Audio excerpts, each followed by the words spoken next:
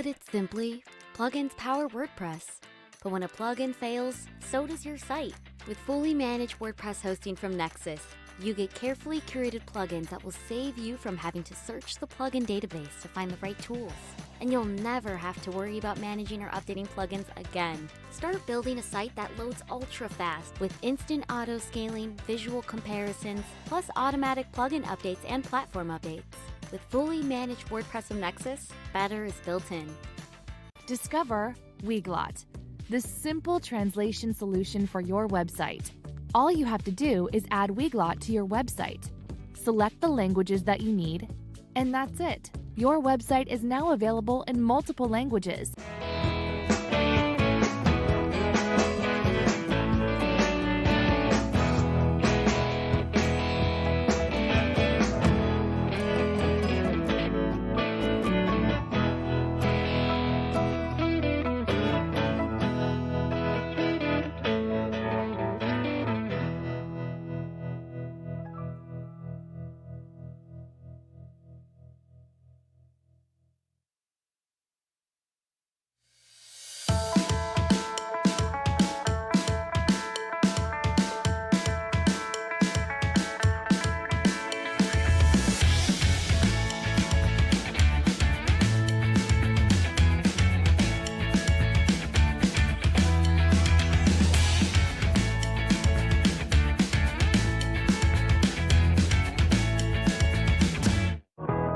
Do you know the Yoast SEO plugin?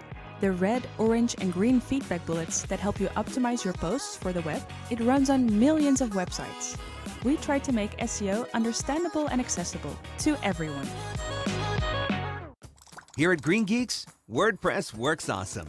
We offer a one-click installer with automatic updates, tons of developer tools like WP Staging, WP CLI, and Git, free WordPress migration, and access to award-winning expert support 24/7, 365. Plus, WordPress sites hosted on our platform are lightning fast. Most importantly, Green Geeks is the most eco-friendly WordPress web hosting company on the planet.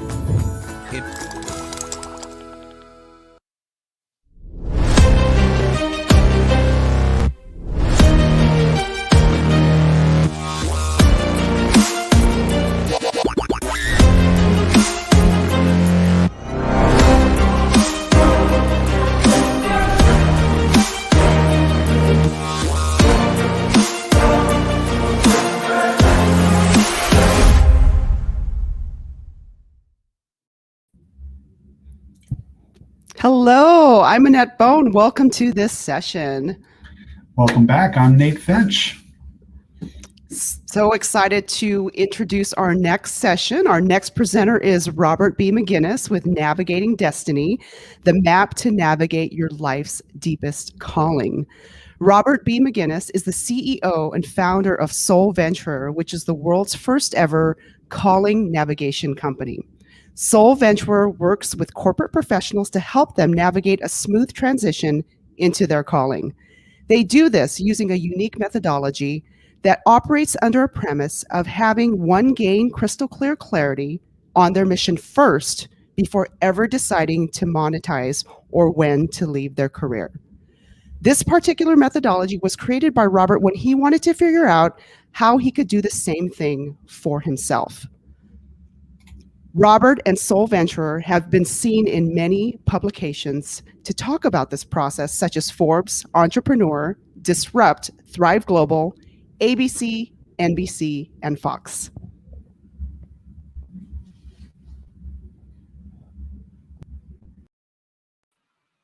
Thank you, Annette and Nate, for the introduction here. I really appreciate it. And thank you to everyone all over the world and to WordFest for this amazing invitation to have me speak here. I'm deeply honored and deeply grateful. Before we go ahead and kick off with this message here, I'd love to just invite us to do a little drop-in with a quick meditation, if everyone would be open to that. So if you're driving your car right now, don't meditate, just listen in. And for those that are in front of a computer or in front of your phone, we're just gonna kick off with a little meditation, and then I'll go ahead and introduce my speech and talk for today. Thank you. So just want to invite everyone, wherever you are in the world right now, to just take the posture of a king or a queen. take the posture of a king or a queen.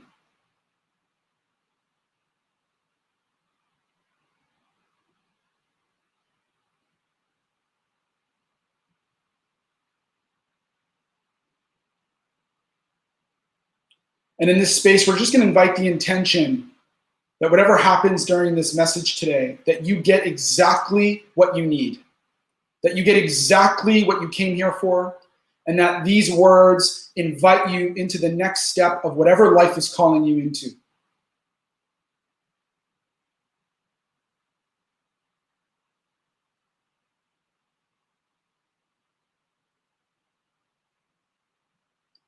When you're ready, you can just take a deep centering breath coming back.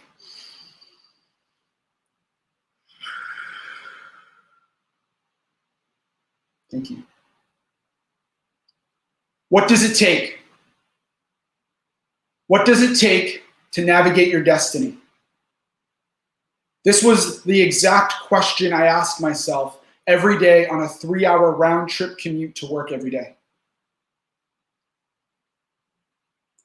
Every day I would show up to my office in New York City. My stomach would turn, my throat would close, my heart would race. And deep down, I knew that this wasn't truly me. That I knew that I was here for something bigger, but I didn't know what it was. And I didn't know how to navigate it, and I let alone did not know how I was going to leave my career to go make this happen. And so I went on a journey to uncover what this could take for any working professional to answer the call that life is giving me. And what I believe is at the precipice of this inquiry that I was asking myself is one key component. Is that we are here to give up who we think we are for who we remember ourselves to be. You are here to give up who you think you truly are for who you were born to be.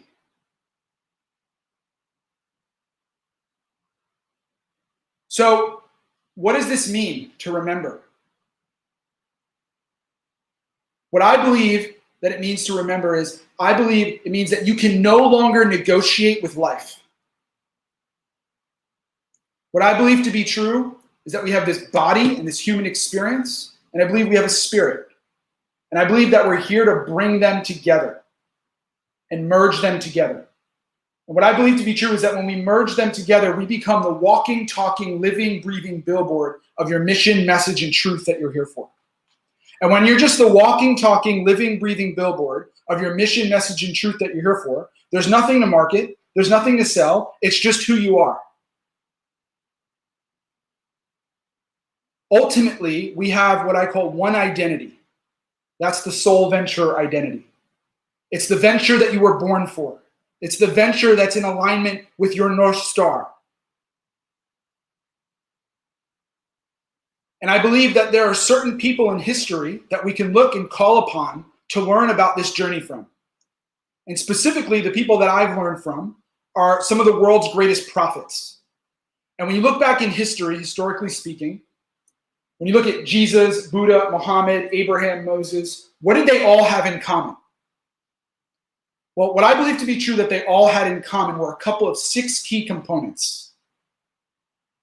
The first thing that they had in common was that they were human beings having a spiritual experience, that they were having a download. And they took this download and they brought it to the world. And in bringing it to the world, they had people who followed them and they had people who opposed them. They were the original influencers. And amongst their opposition, and people who opposed them, what did they still do? Well, they still spoke their truth. My mentor, Dr. Reverend Matthew Fox, says that our throat is like a sword. It's like a weapon. It's our voice. It's our sword of truth that we get to use to slay through the illusion so we can actually get to what's true and what's really real. The next thing that they all had in common was that, again, regardless of their opposition, they stayed focused. They stayed true to their course. And all of them were never understood until either really later in their life or for most of them after their life. In many ways, you could say they were from the future.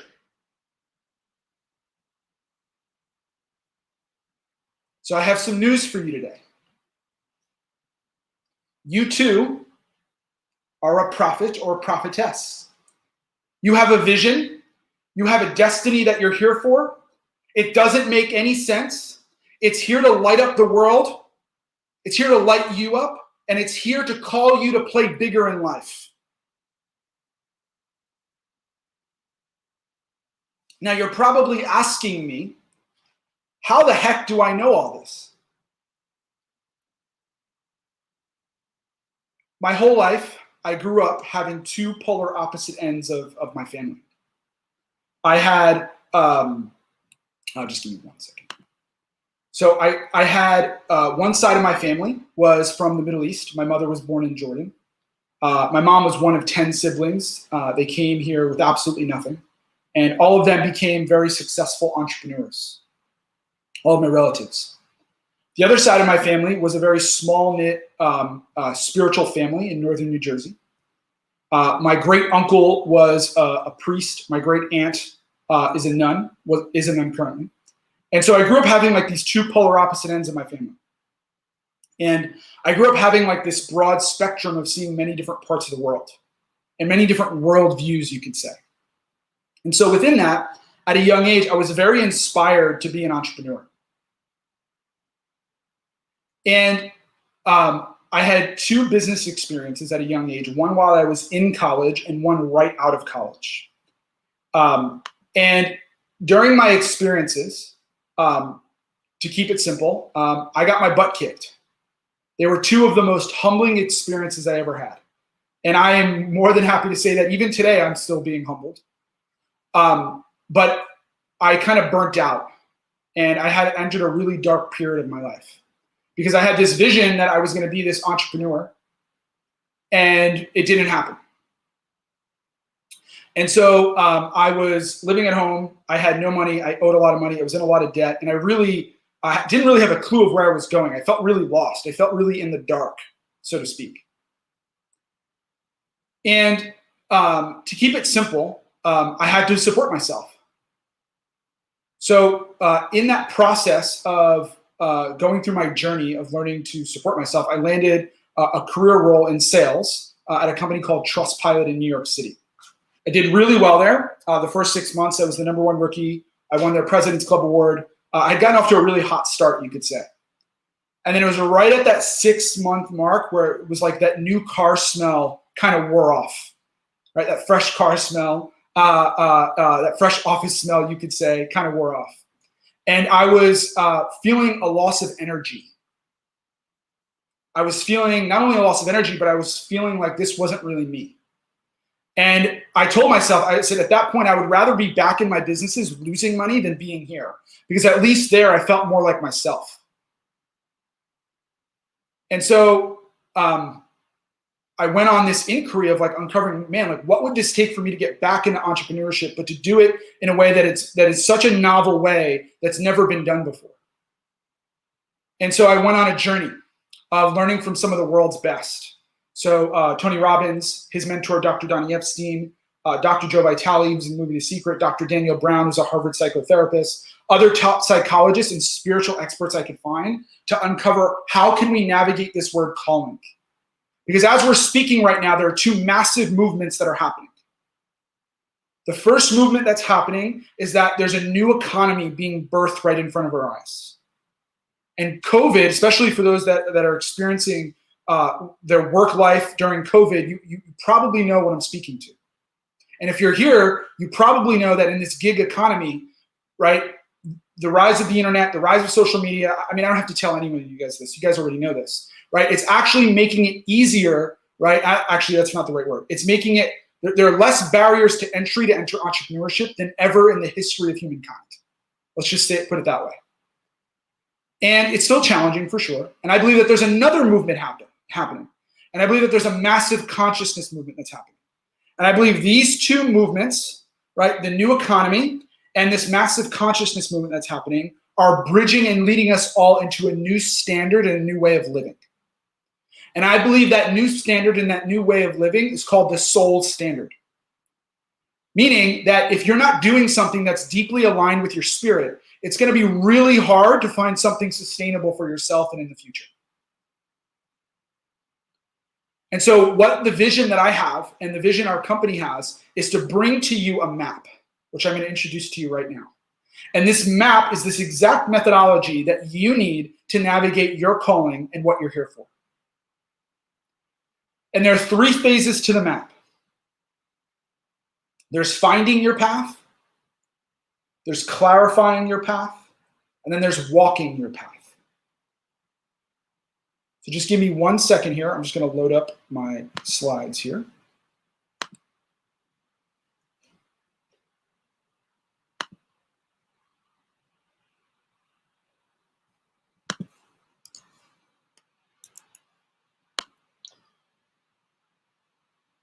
Here we go. Perfect. I believe everyone can see my screen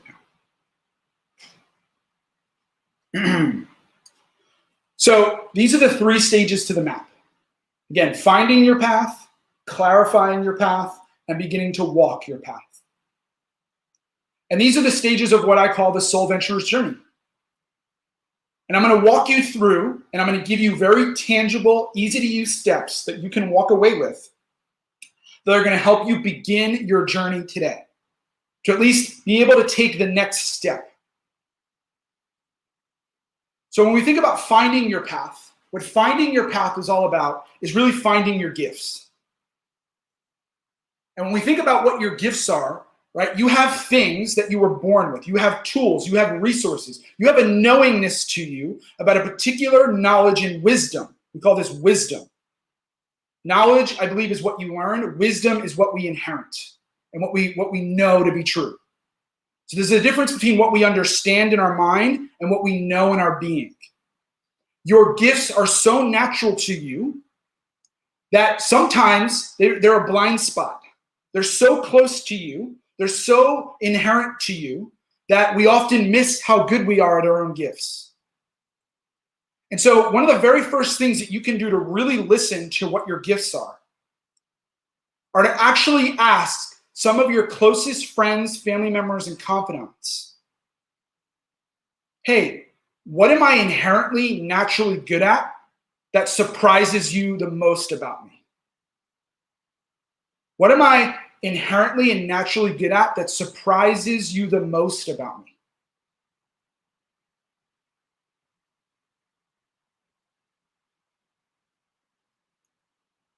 And in this process of finding our gifts and listening to our gifts, I believe that's the beginning of what I call calibrating our compass. So our logo here at Soul Venturer is a star and a compass. And this journey is a constant journey of constantly micro-calibrating your North Star in the sky, your destiny, your calling, what you're here for, and you on the ground. You're the compass. Your body is your temple. It's your compass. It's pointing you north at all times. We're just not always listening. So in this process of finding your path, it's actually about listening to where life is actually saying yes to you, where life is giving you that hell yes. On this journey, you're going to have many, many different decisions to make. Do I go left? Do I go right? Do I go up? Do I go down? Do I go this way or that way? Do I work with this person? Do I not work with that person?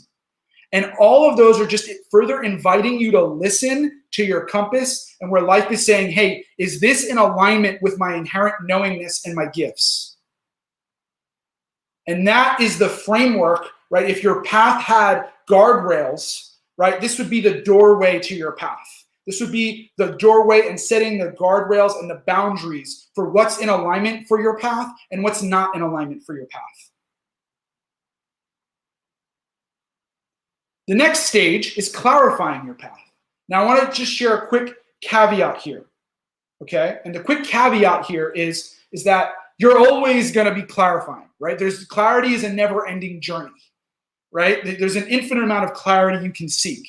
Ultimately, when I'm speaking to clarifying and clarity, what I'm speaking to is the next several steps in front of you. The next 5 to 10 steps in front of you, right? Clarifying that, because we're never going to know the whole journey, right? I'm still on my journey. You're still on your journey. It's a lifelong thing here, right? But there are certain things we can do, right? As we've begun the process of listening and listening, finding our path and listening to our gifts that we can do that are going to lead us further in a direction, a vector, right? To clarify north, to say that is definitely north. And that's your mission. You see, you can use your gifts, right, and make an impact.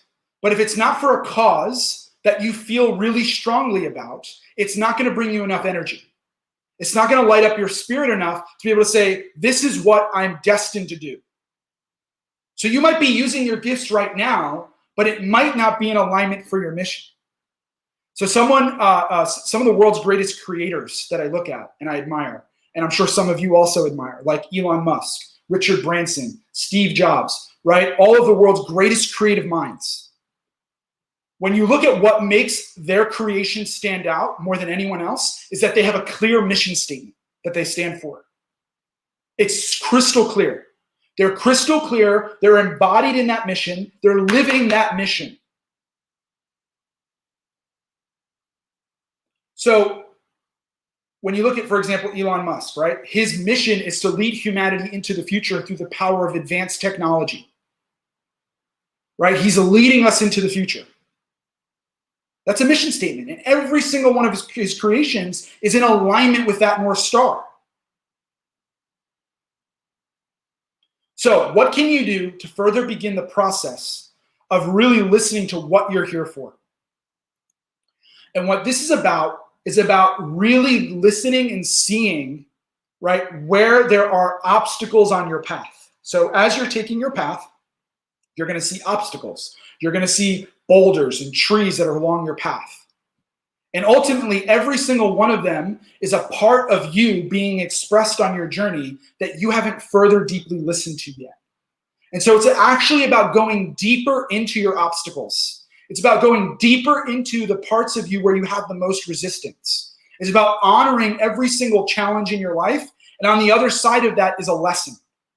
And each lesson lands into your hand like a key or a breadcrumb. And as you're collecting all of these keys, right, you start to add them to your keychain. And what happens is that each key begins to open up a door to your kingdom or your queendom that you're here for. So it's about listening to your obstacles and giving them presence and really helping them reflect back to you, right, the parts of you that are here to light you up more. And in that, your mission statement starts to become more clear. And then it's in the process of walking your path. What walking your path is all about is this embodiment of this mission statement. You're the walking, talking, living, breathing billboard of this mission, this truth that you have, and now you're here to give it. Now you're here to impact the world with it. And the question we want to ask is, who are your soul clients? Who are your clients that you're meant to serve with these gifts and this mission statement? And your soul clients are people that you have a deep resonance with, that you're here to make a deep impact with, where they have a gap in the world and you have a gift. I truly believe the world's best entrepreneurs fill gaps, right? Another way of saying a gap is a problem, right? But there's a gap in the marketplace, and there's millions and infinite amount of gaps that can be filled in the marketplace. And ultimately, the soul venturer is here to use their gifts and their mission to fill a gap. And when they fill a gap, that's where there's a mission, there's a venture, there's an impact being had in the world. And those three become ground zero for your kingdom or your queendom that you're here to build. Now, obviously, I can go way deeper into all of these topics. I only have 30 minutes, so I'm just giving you the lightning goods here. But this is the breakdown of the methodology that you need to begin your journey of making an impact. Because ultimately, the question is not what business do you get into? The question is, what venture is life calling you into? Because it won't matter if whatever venture or whatever entrepreneurial vehicle you're using, if it's not filling you up, if it's not making an impact, it's probably not for you. And I know that because that was the biggest lesson I learned in the 2 businesses that I failed in. I got into business for who I thought I was, not who I remembered myself to be. And this journey allows us to go through a process of remembering who we truly are and living from that standard. So, give me 1 second here. I'm just going to stop sharing.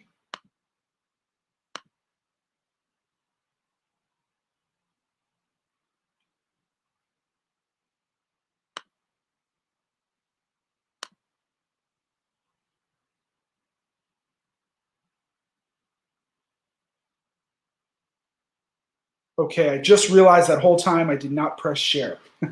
I deeply apologize, everyone. Let me just try this one more time, and I can also make sure I get everyone the slides, and I can give everyone a breakdown of this too. So I deeply apologize that that didn't happen the way I needed it to.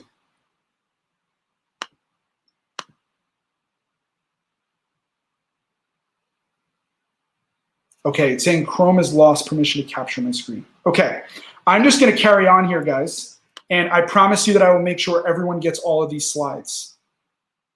So I have a couple more thoughts left, and then I believe I'm out of time.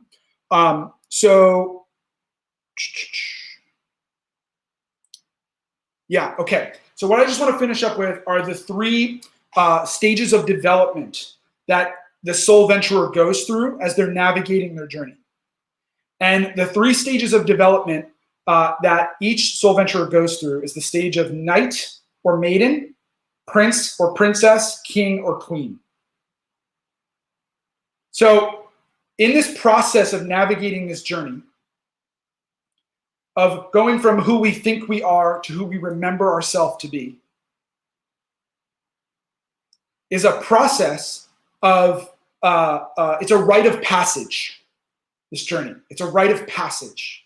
And what I mean by that is that at a stage of being a knight or maiden, right, is where we're at a point in our life where we're living for fun and adventure. But ultimately, we come back from experiencing fun and adventure for feeling deeply unfulfilled. We're not fulfilled. We're not making an impact from our gifts. And so what life calls us into is a tunnel. And the tunnel is a rite of passage that we go through. And the tunnel's dark and it's scary. And here's the thing about the tunnel. We can't negotiate with it. We can't negotiate with who we are. And so life is going to draw a line in the sand and saying, hey, you're either on one side of this line or you're going to enter this tunnel. And the knight or maiden grows into the process of being a prince or princess by the process of saying yes to their tunnel. And in the tunnel, we go through different seasons. There's seasons in your life where there's darkness. Darkness, I'm not meaning evil, but I'm meaning lack of light, lack of illumination, where we can't see where to go. And ultimately, those are moments in our life where life is cutting out our senses because life is saying to us, hey, it's time to remember. It's time to go inward. It's time to contemplate about who you've been and what you're here for. And you enter the tunnel. And in the tunnel, that's the process where we go through of becoming the person, right, of who we're meant to be to build this impact, this empire, this kingdom or queendom that we're here for. And there's Prince, Princess 1, 2, and 3. I'm not going to get into it because I'm coming out of time here. But 1 is about finding your land. 2 is about building. 3 is about actually having a foundation that you've built, right? That the kind of marketplace in the world is recognizing you for this kingdom or queendom that you're here for. And then lastly, there's a stage of becoming a king or queen. And a king or queen is really clear about who they are, what they're here for, and there is no more negotiating with who they are. They're extremely clear. Now, do not confuse with king or queen with being rich or wealthy. It's not what this is about. It's not about the size of your kingdom or your queendom. It's about the impact that you had and the truth you committed to. So, with that being said, over the past 5 years, I've helped many of my clients navigate this journey to get hyper clear on their path that they're here for and to be able to execute it from this deeply unique place. And with that, that is my message for you today. I thank you for being with me. And I'd like to leave you with one last piece of wisdom for you. It's a piece of wisdom I got on a powerful retreat about 3 years ago. And the wisdom that I got said to me to keep coming home. And I say that to you, and I bring this back to you, to keep coming home, to keep saying yes to who you are and the impact that you're here for. Thank you so much. My name is Robert B. McGinnis. I'm an old soul and mystical warrior who is here to bring the light of leadership to humanity so that we may all experience more coherent, authentic expression as we get closer to God. Thank you. With that, I'll end, and I do have some gifts for everyone that I'd like to share if I have time, but that's the end of my talk. Thank you, guys. Wow. Oh my gosh. Can you just keep talking some more? I could have listened to that for a longer time. That was amazing. Oh my gosh. Nate, wasn't that just, I was eating up everything, Robert. Like everything you were saying, I was like, oh my gosh. Thank you. I really appreciate it. I feel it. I feel the light. So thank you. Yeah, we definitely have some questions for you if you're good to answer a few questions, please. I'm ready to rock. I'm ready to rock. Yeah, and just a reminder to everybody, if you have questions, please feel free to put them in the chat. We have a question here from Teresa, I hope I'm saying your name right. At what point do you believe we know who we are, and at what point we forget, or what makes us forget? Great question. There's two questions there. So I'll start with the last one first. What points in our life do we forget? So there is a season of life where we go through a forgetting.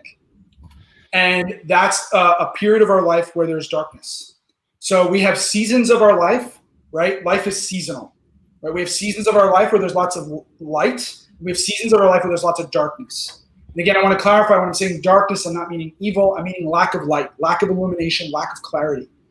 And when that happens, I believe it's because there's some part of us that has declined who we are, that has resigned. There's a part of us that has said no to who we are. And it's usually typically because, in some way, shape, or form, we're wanting to fit in with the culture. But here's the thing. All of the world's greatest prophets and anyone who's here to make an impact in the future is never going to make sense now in this world. It's not going to make sense in this time. I recognize that even this message for some people might not make sense for you. I'm okay with that because ultimately I know, and I'm staying committed to my North Star. I'm staying committed to the truth. And that leads me to your next question is, when do we know that we've remembered? Is when we no longer I can negotiate.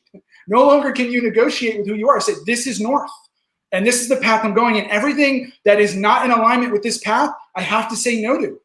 And what happens with our clients that go through our process, it's a life transforming experience where things in their life that they used to say yes to are just falling off naturally. It's because we're becoming a much more integrated person, and we're here to make a bigger impact. And anything that's not in alignment with that impact is going to fall off. And it's going to create space for something new to be born as well, something better, something more evolved. So I think I'm answering your question, Teresa. Let me know if I'm not, but I hope I am. Oh my gosh, this is so awesome. I feel like a kid in a candy store. Oh my goodness. I have another question for you. Were there specific qualities you were looking for when you were seeking mentorship initially, and how has that evolved as you've grown? Yeah, thank you. Great question. For me, I'm deeply mystical and spiritual. And for me, it's someone who's really following and listening to their deepest truth. So I love mentors who are ahead of their time, who have truths and missions that aren't understood in the world right now. And I seek to them because they're staying true to something, even when the culture doesn't understand them. And for me, that takes courage for anyone. And that's another thing to go back to Teresa's question. Remembering takes courage. This journey takes courage, right? And so anyone who's courageous to stand for something, right? When the culture and world didn't understand them, for me, those are some of my heroes, right? Those are people that I deeply admire. When I look back in history, not just the world's greatest prophets, but someone like Joan of Arc, right? Someone like William Wallace, right? People who've stood for a truth and even died for their truth. right? And you think about in history, how many people have died for something they believed in that wasn't understood. And I see that with deep reverence and like I hold that with deep reverence because that's something really special. And so like who would I be not to commit to my truth if so many people have sacrificed so much before me to get to this place in this world where we are right now. So I kind of went off on a tangent there, but to answer your question, it's people that are mission driven, they're true to their truth, and it doesn't make sense in this world, but they got their foot on the gas pedal. So those are people that light me up. Awesome. Next question here. How do you approach finding, you talked about finding your path.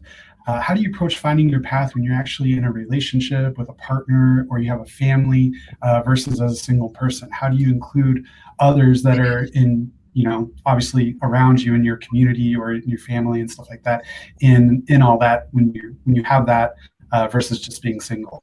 Yeah, it's a great question. So just give a little perspective here. Most of my clients have families. And actually about 70-80% of my clients are women. Some of them are also single mothers too. With one of my clients, Amanda, she's a mom of 6 kids. And so I deeply understand where the question is coming from. It's because like you've built a life with yourself or your significant other and your family, and you have stability. The question underneath this is about stability and instability. Like, how do I navigate going into this journey when it's going to take me and my family into massive instability? And that's what the calling is about. The calling is here to shake you up. It's here to bring you into massive instability. So we can't have the journey without instability. Now, that being said, everyone's going to have their own spectrum of how they navigate stability and instability in their life. And it's different for everyone. So it's not a cookie cutter answer per se. But what I can share with you, some foundational philosophies, is that when you're getting a calling, is that the first thing you want to do is you want to enroll your family into this calling that you're getting. You want to enroll your family into this mission that you're getting. You want to invite them into seeing how this is actually the best thing for the family. How this is, it's going to be, there's going to be challenges. It's going to be hard. It's going to be really tough. It's going to be, and it's going to be absolutely worth it. And the way that I see it is, this is just my perspective, is what life would you rather have for your family? The one where they see you on your path or the one where they don't see you on your path? How do you want to model to your family, right? Like a really powerful life. So yeah, it's going to be slightly different for everyone, but the first step is to obviously honor you're getting a calling and then really invite your family into really seeing what's really calling you. And it takes some vulnerability to share, like, hey, like, this isn't for me. And I know that this is for me, and I want to do this in the right way. So a lot of my clients do have careers where they're the breadwinner for the family, where they're bringing in massive instability. And in no way, shape, or form do I suggest for anyone to just like leave their career tonight and start from scratch tomorrow. Like that's definitely not a recommendation. But the idea of the methodology is that the finding and clarifying can be done around your career. So I suggest that you get started around your career, right? Or whatever is bringing you stability in your life. That you get started finding and clarifying your path. And you don't have to leave your career yet. And then you begin walking your path slowly as you navigate both. Like whatever this mission is that you're beginning to monetize, that you're monetizing it and you're navigating your stability for yourself and your family. And then there's going to come a tipping point where it's either going to come down to time or money, right? It always comes down to time or money. Either if you need more time, right, then you stay in your career.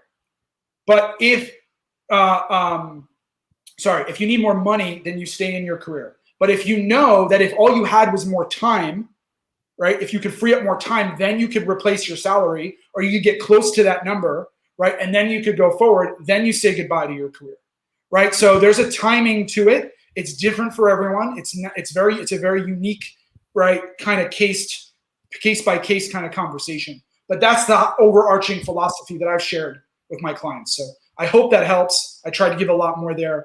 I hope that helps. Oh my goodness, this is so helpful. This is just even this little bit of content, which I know you said you could go very deep, is like a total masterclass. I'm totally loving this. Our next question, what do you do if you don't feel like you have a support network or community that knows you well enough to help you find your path? The question I'd ask you is, are you hanging out with the right people who know you really well?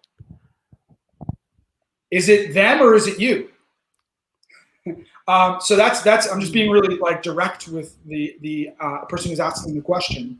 And I understand also too, like I empathize with feeling like you're alone or feeling like you're in a place where people don't get you or you're not understood.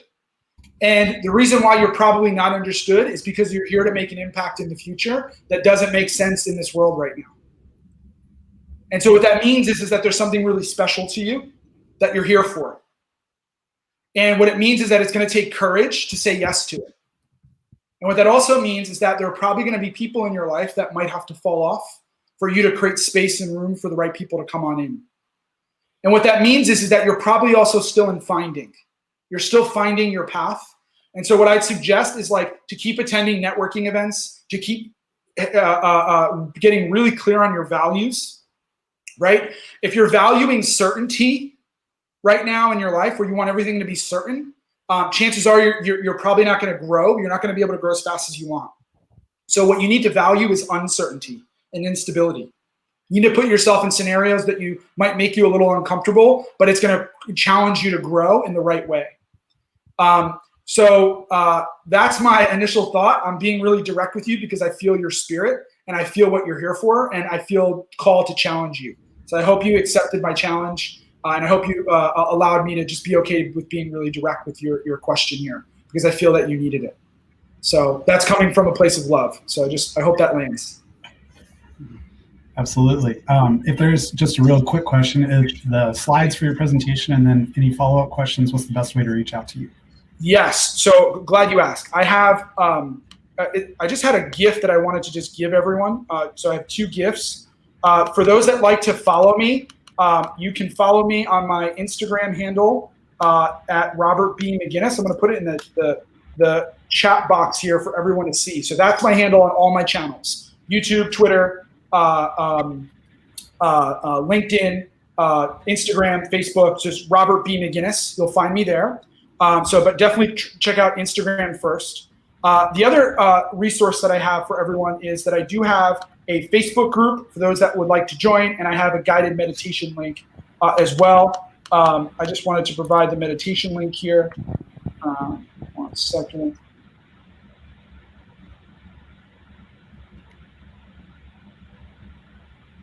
Oh, there we go. Sorry, guys. Okay, so that's the meditation. You guys go ahead and download that. If you go to soulventurer.com, I have a ton of resources on my website. You can also check out stuff there. Follow me on my channels. So those are 2 gifts that I have for you. Follow me on my social channels, and also the meditation that would be there to support you as well. So I hope that helps. Oh my gosh, amazing, amazing. Awesome. I can't go on enough about this. Oh my goodness. Thank you, Annette. Thank you, Nate. I really appreciate your time. Thank you for everyone around the world, wherever you are. Just want to send a blessing to everyone. Thank you for this message. Thank you for being with me. And I just pray that we all keep saying yes. That's my message. Thank you, guys. Thank you. Our thanks to our global sponsors: Cloudways, Elementor, GoDaddy Pro, Green Geeks, Nexus, and Stratic. Our multilingual partner, WeGloat. Our continental sponsors, GiveWP and Yoast, and our live captioning sponsors, GiveWP and Paid Memberships Pro. Please be sure to visit their tents and chat with them. You might even win some prizes. Don't forget to get your photo snapped in the photo booth brought to us by Content Journey and Stratic. And be sure to check out the swag bag too for deals and gifts from our sponsors. Also, thank you to our media partners and our micro sponsors. You all make our big orange hearts full.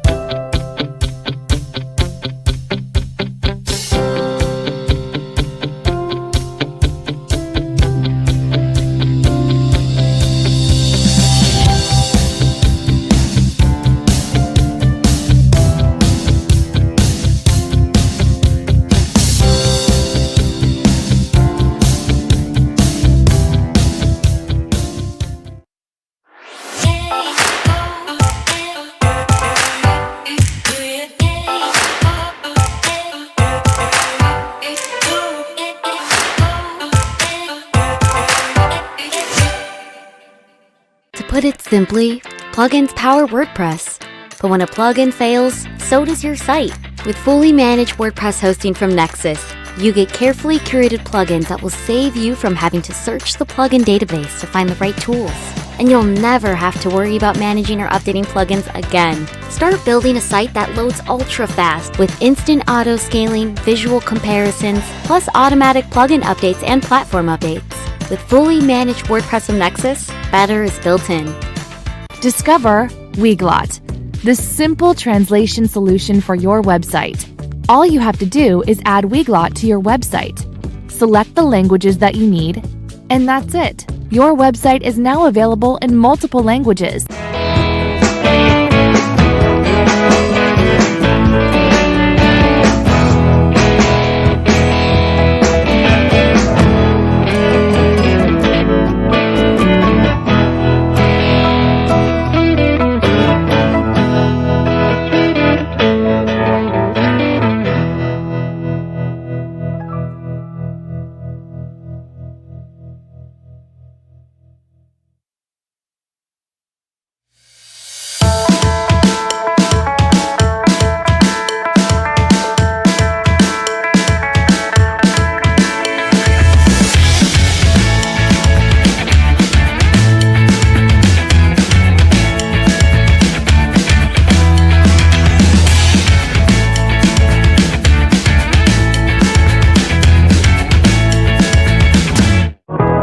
Do you know the Yoast SEO plugin? The red, orange, and green feedback bullets that help you optimize your posts for the web? It runs on millions of websites. We try to make SEO understandable and accessible to everyone. Here at Green Geeks, WordPress works awesome. We offer a one-click installer with automatic updates, tons of developer tools like WP Staging, WP CLI, and Git, free WordPress migration, and access to award-winning expert support 24/7, 365. Plus, WordPress sites hosted on our platform are lightning fast. Most importantly, Green Geeks is the most eco-friendly WordPress web hosting company on the planet.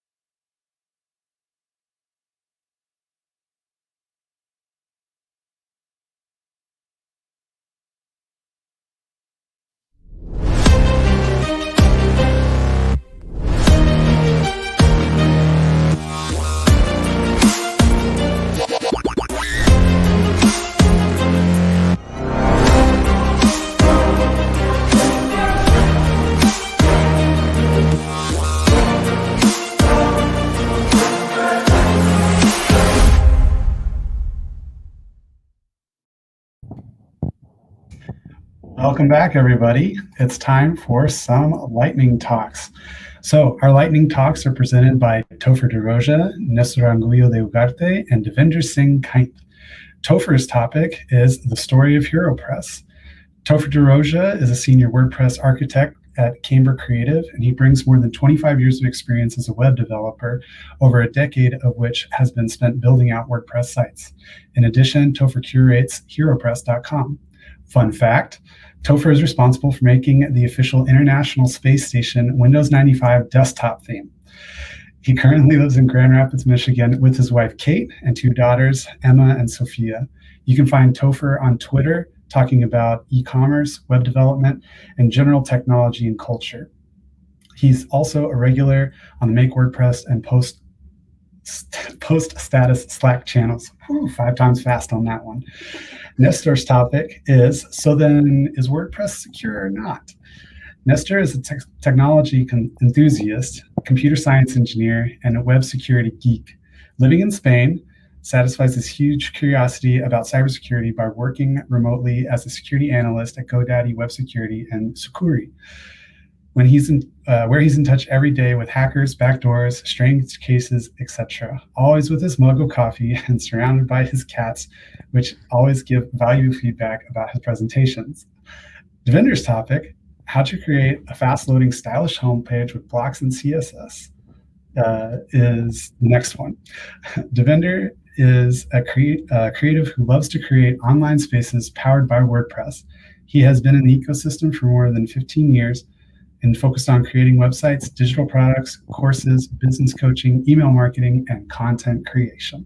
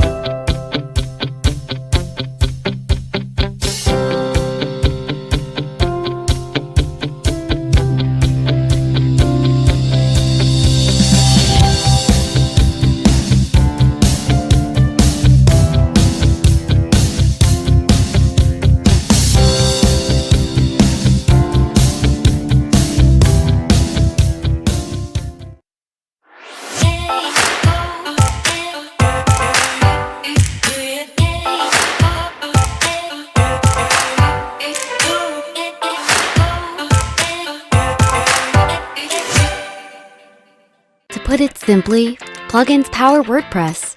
But when a plugin fails, so does your site.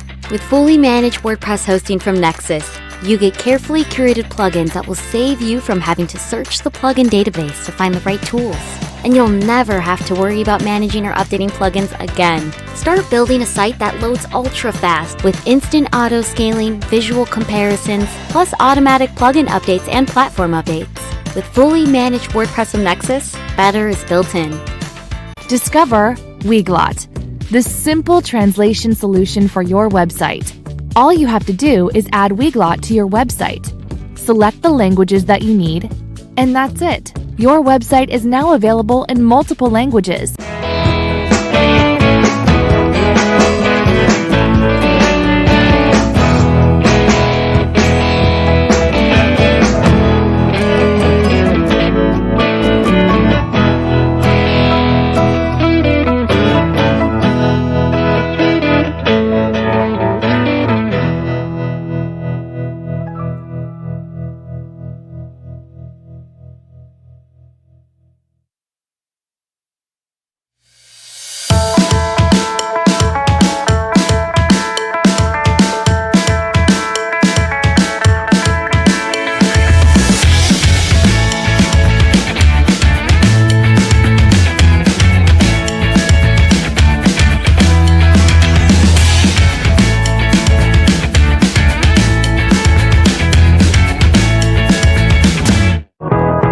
you know the Yoast SEO plugin? The red, orange, and green feedback bullets that help you optimize your posts for the web? It runs on millions of websites. We try to make SEO understandable and accessible to everyone. Here at Green Geeks, WordPress works awesome. We offer a one-click installer with automatic updates, tons of developer tools like WP Staging, WP CLI, and Git, free WordPress migration, and access to award-winning expert support 24/7, 365. Plus, WordPress sites hosted on our platform are lightning fast. Most importantly, Green Geeks is the most eco-friendly WordPress web hosting company on the planet.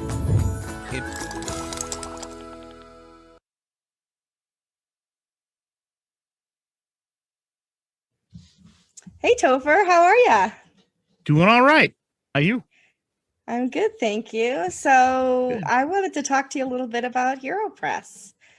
And, Awesome. I love talking you're about the HeroPress. guy.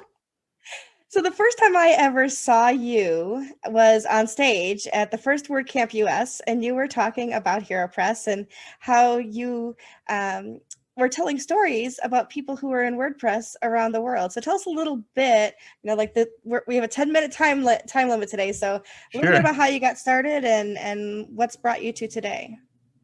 Yeah. So let me give you a little background on what it is first.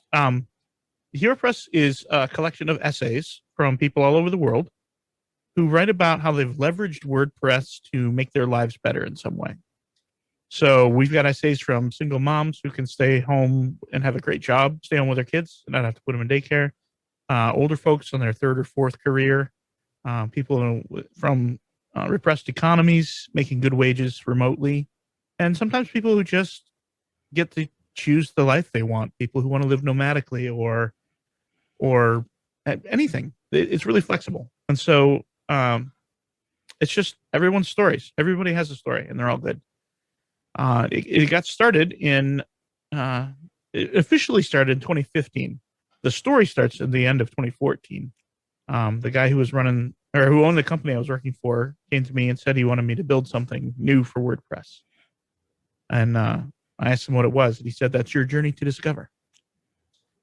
And so I had to come up with something. And long story short, we came up with an idea where we were going to travel around the world and video people giving advice to their peers. So if I went to India, I would interview an Indian talking to other Indians about how to do WordPress business in India, etc. And so we did a Kickstarter and it failed, crashed and burned. And so HeroPress is also really a story about pivoting your startup and not giving up, because I decided to instead make it a blog in text instead of video. It's faster to create the content. It's easier to consume, less bandwidth all around. And it just seemed like a great idea. And so we just started doing it. Like, I didn't really plan. I didn't do market research. I just found some people and said, "Hey, will you write?" And they said, "Sure." And I threw them out there. And it very quickly became very popular. People really liked it. So that's a little of what it is and how it got started. So do you ask people to contribute their stories? Do people come to you and say, "Hey, can I contribute my story?" How does that work? About 90% I go find people. There's a form on the site. Anybody who wants to can sign up and say, "I want to tell my story." I get maybe 3 a year. It's really not very common. Many people feel like their story is not interesting or good enough, or they're not a hero or whatever. Almost everyone that I contact myself, I have to help them see that their story is cool. It's unique. It's interesting. It's helpful. All those things. And I'm surprised often by how surprised they are to realize, "Oh, wow, I have a cool story. I had no idea." Well, you approached me to put my story in there a few years ago, and I was incredibly honored. And it's almost like somebody sees me, so you're thinking like somebody noticed me, somebody sees the work I'm doing, and I might not be doing earth-shattering work, but I've been noticed. And that's really validating for somebody to say, "Hey, I'd love for you to tell your story in HeroPress." And this is interesting too. It's surprising how many people don't feel seen, even when you would think that they should. So, for example, Marika Vanderakt is doing an essay. It's waiting to be published as we're recording this. It will be out by the time people are watching. And the title is More Than Just Jost's Wife. Perfect. And you know exactly what it's about, right? Just from that title. Absolutely. Joost is pretty famous. She's brilliant. She's extremely well educated. She's a scientist. She's got doctorate degrees. She's brilliant. But stepping into that role, everybody was like, she's just, Jost's wife. What's she gonna do? And so she's the CEO of a major WordPress company. You'd think, oh, she's surely visible. And yet often she feels unseen. Mm-hmm. Yeah, that makes a lot of sense, actually. And like you said, nobody wants to think of themselves as a hero. So maybe sometimes the title is off-putting, which is why you might not get a lot of people self-selecting into it. But when you reach out to somebody and let them see themselves through your eyes and what you're seeing in the community, I think that really, it instills some pride maybe in the person. And certainly, like I said, the idea of I've been seen and the work I'm doing has been noticed. And that there's really a lot to say for building up confidence in somebody when other people see and want to tell their stories. So that's just, I think it's super cool. Now, I know that also, so you and Kate, your wife, work on HeroPress together. And recently you all have acquired hallway chats as well. So yes, how is hallway chats and HeroPress working together to continue to tell the stories of people in WordPress? I always wanted a podcast for HeroPress, and I never quite made the time for it because it's a lot of work. You know what it is. You have a podcast. And so when they made hallway chats, and it's basically HeroPress in audio, I thought, oh, it's so perfect. It's such a great name. I wish I had done that. I wish I had thought of that. And a few months ago, Kate and I were talking about making some new stuff for HeroPress. We thought, we should make a podcast. And I mentioned it to Tara. No, it was Liam. I mentioned it to Liam. He's like, oh, really? We should talk. Because they were thinking of just shutting it down. They were done. Oh, okay. Yeah. He's like, would you like to take this over? And I thought, oh man, that's perfect. Because it really is. It's the same kind of thing. We're talking to people. They're telling their story.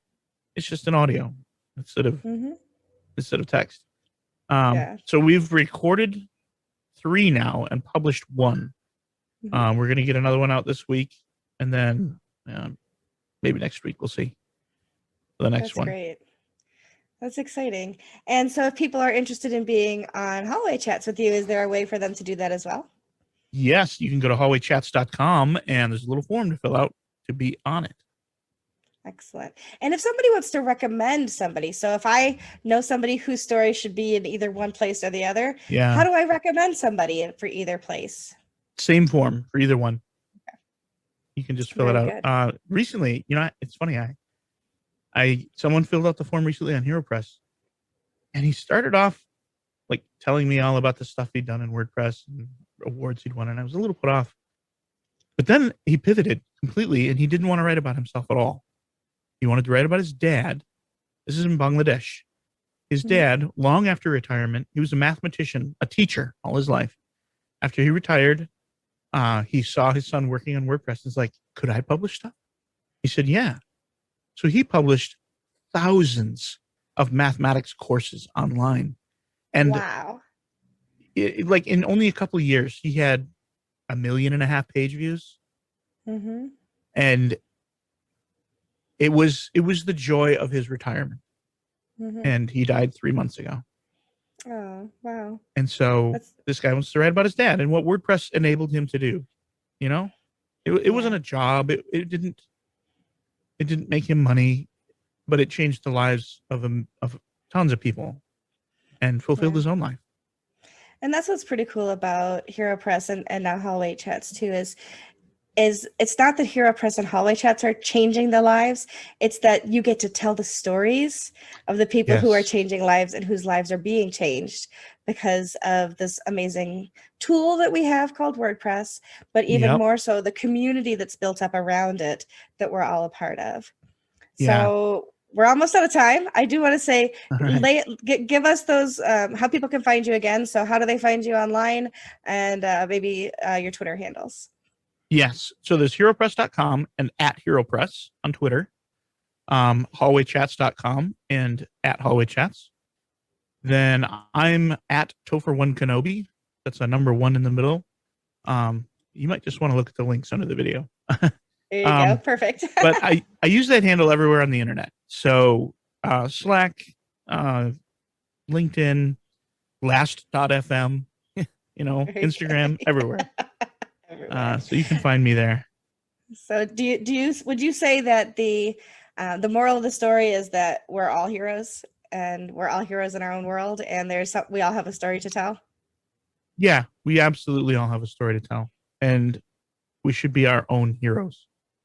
Looking outside of yourself for a hero will only lead to tears. We're all human, and if you put somebody on a pedestal, they will let you down. It'll just happen. So look to yourself for your hero. We're going to leave it at that. Thank you so much, Topher. Yeah, thanks for having me.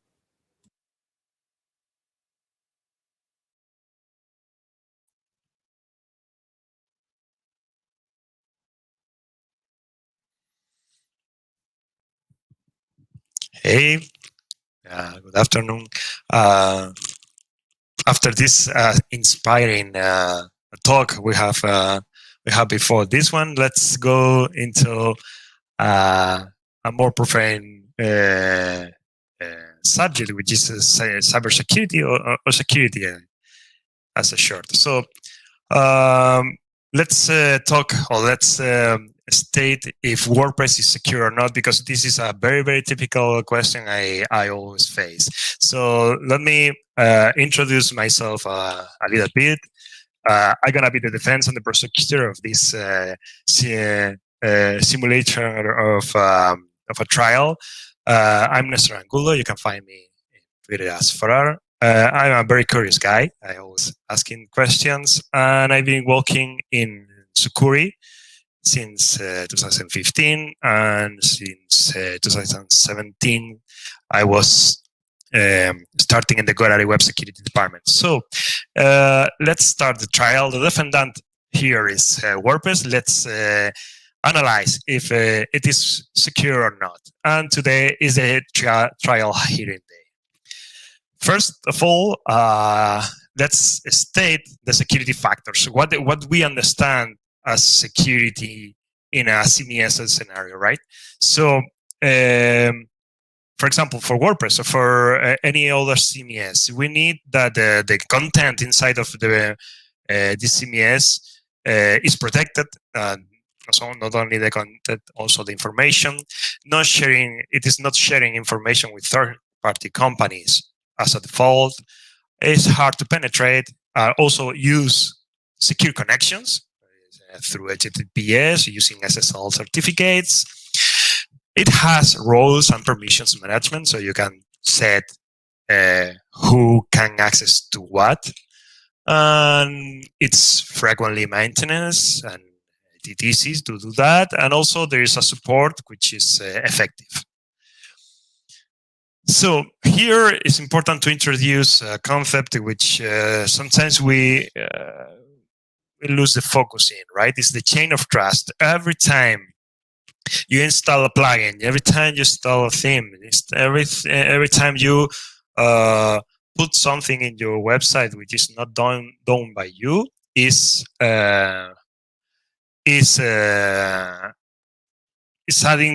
like adding a window or a door to your barrier. If you consider, for example, your website as a fort and your security as a barrier, as a wall, every time you add these kind of things, it's like adding windows and doors, right? So at the end, you are trusting in every vendor of those plugins and themes. how much do you trust on them, right? So trust is the weakest point here in a WordPress environment. It is needed. So at the end, we are trusting in the responsibility of all these third-party companies that are making these plugins and themes. In a short way, security, which is normally appreciated by the people as a whole, but it's not a whole, it's conformed by layers. So I normally show this kind of in my talks, this kind of this slide is talking about a model of layers of security, right? So there are several layers, like which is the weakest point, your device, from where you are connecting, their connection, the website traffic which is hitting the website, the credentials you're using for administrating your website, the security of the website itself, the security of the servers where this website is hosted, the database you are using. So the protection layers for all of them are pretty easy to spot for all of us. For you, of course, knowledge, which is what we are doing today, which is trying to share with you our knowledge in order to make us more smarter and also more able to understand what is going on. For the device and antivirus, for the connection SSL certificate, for the traffic in the website, web application firewall, for the credentials to use strong firewalls, strong passwords and second factor authentication, for the website security to use plugins for monitor, updating it often and so on. Server same, a database more or less the same. But something that the majority of the people just forget is that this is not one measure in a time, right? It has to be maintained in the time, right? So this were the factors. Then let me share with you some facts I recollect during my experience as a security analyst. This is pretty straightforward. Cisco is a very known company for network and network security, and this guy, which is the CEO, says that there are two types of companies: those that have been hacked and those who don't yet know they have been hacked. Sorry. Also, I know that all of us, including me, has to deal every day with some kind of cyber stress, right? We have to be careful with the malware, with the attachment for mails, for phishing. We have to be very careful. So if you want to use internet, at the end you have to know all of these kind of things in order to try to avoid it and to do secure browsing, right? Some other facts I normally share with in my presentation is that when a site gets hacked, it's not depending of your content. It is normally an automatic process. So you don't consider that a hack for a site is depending of you or your content. Normally happens because of deficient monitoring and maintenance of a site. If having SSL certificate is not an anti-hacking shield, I have found some people that ask to me or requested to me something like, "Oh, I have SSL certificate. Why I have been hacked?" And I was trying to explain that SSL certificate is just one of the layers we have to install in our site for protect the communication between a user and your website. So if a hacker or a bad hacker is trying to hack your website, the communication between this guy and the website, if you are using a SSL certificate, will be secure. So at the end, it's a secure hacking attempt, right? But it's needed, especially if you are communicating sensitive information, right? The patch and security updates normally appears after a hacking exploits is disclosed. Also, it's important to understand that the human being fails. So, rare humanum est in Latin. So, knowing that the human being is is not is fallible, can fail, security never will be 100% effective. So keep in mind that even having all the layers covered is not 100% effective against any hacking attempt, right? So talking a bit more about chain of trust, the way of hacking a WordPress normally and by far happens due to plugins. Those stats are taken from security companies. So themes and plugins are one of the most weakest point in the website. Even if they are disabled, they have to be you have to be careful about that. If they are disabled, if you are not using a theme or you are not using a plugin, remove them, right? Not left them, because even the disabled can be used for hacking. Also, keep in mind that sometimes we embed some code inside of our site. We link content, so we have to trust on all of these vendors, right? The vendor of the theme, the vendor of the plugin, the vendor of the embedded code, the content. Even having Gravatar activated or Google Fonts in your website, emojis, and so on, you are trusting in those companies because, for example, Gravatar is a company outside. So every time you activated it for your users, it has to call to gravatar.com to check if an email have a Gravatar, and then get back the image to show in your website. So these connections implies information that you are sharing with gravatar.com. Same with Google Fonts, emojis, and so on. Also, if you are using analytics with Google or with any other company, you are sharing information with them. If you are using a firewall, the connection, the traffic is going through the firewall. So you have to trust in all these companies.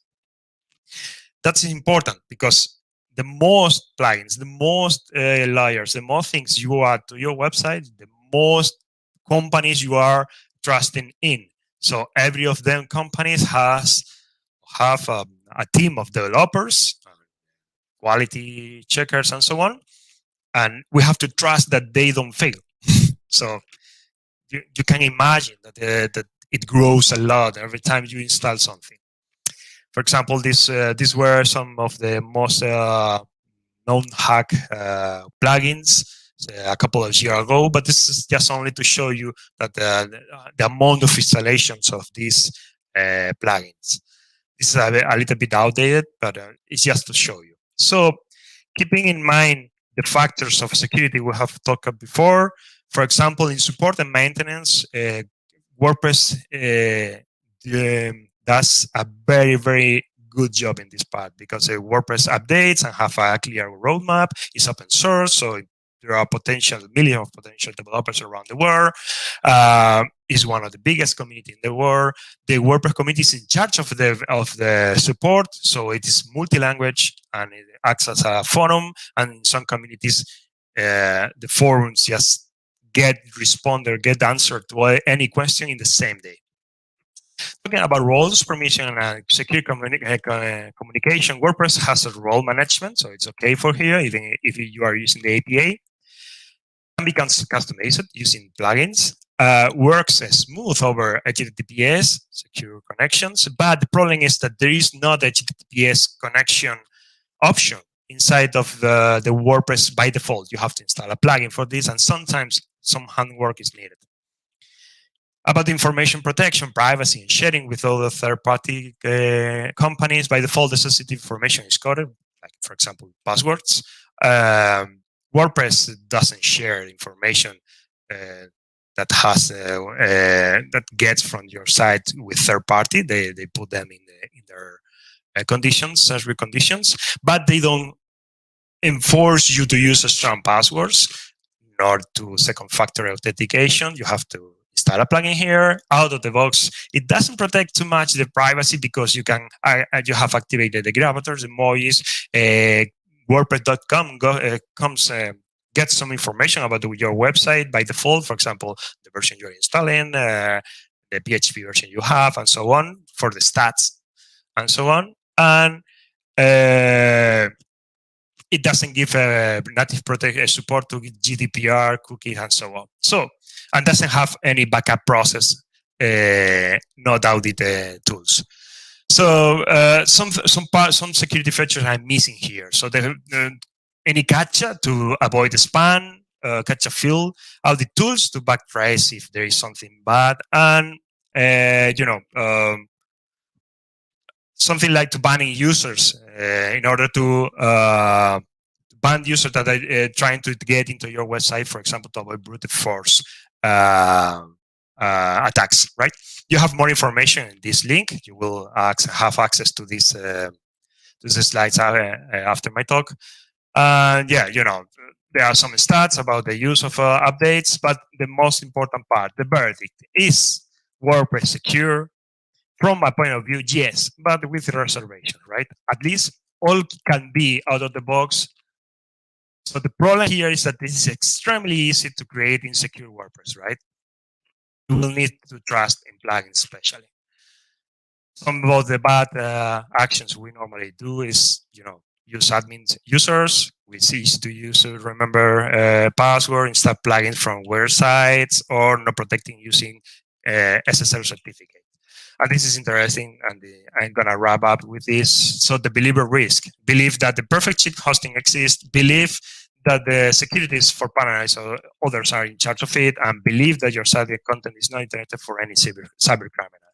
So believe on this is a call to be hacked soon. As I normally say, everybody is hacker, so be curious and try to improve the work. So I'm here for any question after my talk. So no time is remaining. So thank you very much and have a nice day.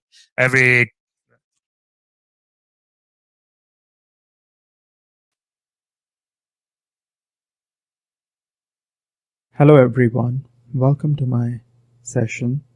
My topic is how to create a fast-loading, stylish homepage with blocks and CSS. Now, Gutenberg Blocks Editor is the default editor in WordPress, so why not use that to create a homepage layout and make it stylish with a little bit of CSS magic. Now, before we move forward, let me introduce myself. I am Devinder Singh Gant. I've been into WordPress ecosystem for more than 15 years now. I also run a bunch of niche projects like the WPWeekly.com and the newly launched Very CSS. You can find information about these at my website ithewinder.com. Okay, so this is the homepage layout that we are going to create. So this is the hero area where you have big title on the left and image on the right, and this fancy button and this icon, followed by a 3-column section, a button, and then we have another 4-column section with a button, and then we have a testimonial section, and lastly a call to action section at the bottom part. Before we build this, let's see how it looks on the edit screen. So this is how it looks, layout, and this is how the front end looks. So now let's start building. Create a new page, title, template, home page, and let's see this. Now, what do we have in the top area? It's actually a cover block. So we'll just click here, add a cover block, and then we'll add a color. Now within this, we need to add things, right? I'm going to put backslash and type col to 4 columns. Now we will add 2 columns within this cover block. Column 1, column 2. In this we have image, and in this we have HTML block, header block, headline block, and a button. So let's add image. So image has been added, and now we will add headline block. Copy this heading and paste it, since this is the main heading. So we'll switch this to H1, and then we have a button. So we'll go here and type in button, and we'll type in our expertise. So let's save this and preview this in the front end. Now if you see this list looks squished. This is full width, right? This looks squished, and we are having this page title appear by default where there's no page title. So what you need to do is we would go to theme settings, and we'll see here, like here, the title has been disabled and the content is full width contained. So, and these settings are coming from the theme that I'm using. I'm using Astra Pro, but if you're using any other commercial theme, it would have these settings. So we will go here, disable title, so this is gone, and then we'll use full width contained, and then you'll click on this and then you'll select full width. See, now it's full width. But now we need to adjust this white space, the height of the elements. We'll go to this block and we'll set the minimum height to 500 pixels, and we'll set this image to medium 300 and save draft. And now we need to add styling for the button. Now for that, let's go to verycss.com, type in button, and we are looking for this style. So what we're going to do is, now we need this style to the button. So we're going to copy this code, CSS code, and put in this CSS box. Now this is coming from a plugin called Simple CSS. Now you can also put this in the customizer if you want, but Simple CSS is good because it lets you load CSS per page. Now we've added this button code, and we just need to add this vc-button.7 class to our button. So we'll go here, click on this block, go to advanced, and then paste it here and save draft. Also, the title text is of different, it's picking up from the theme that I'm using. It's picking up Open Sans. Now if I want serif, I can just grab another snippet of code that I'm using here. It's just headline style, which is Georgia. So I'll just paste it here and grab this class name and put it here. And now let's save and preview it. Now we need to add style to this image, right? Now for that, we'll go here, type in image, and this is our style. So what we're going to do is we're going to copy this code and put it here, and then we're going to copy this vc-image-1 class here, save draft, and now the image is in the ship. The only thing we need is this icon.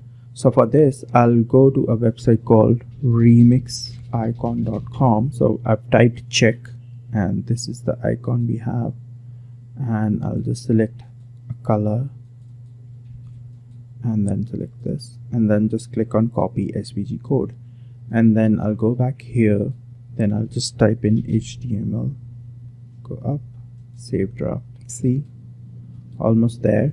Now let's move and make this section. So let's see here. So we have a spacer of 120 pixels and then a headline.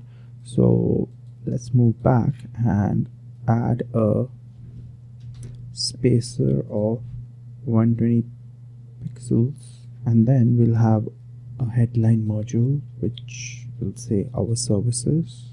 Now save it, and now we need to add this effect to this headline. So we'll go back here and see, this is the classes that we've added. We'll copy this, go here and paste it.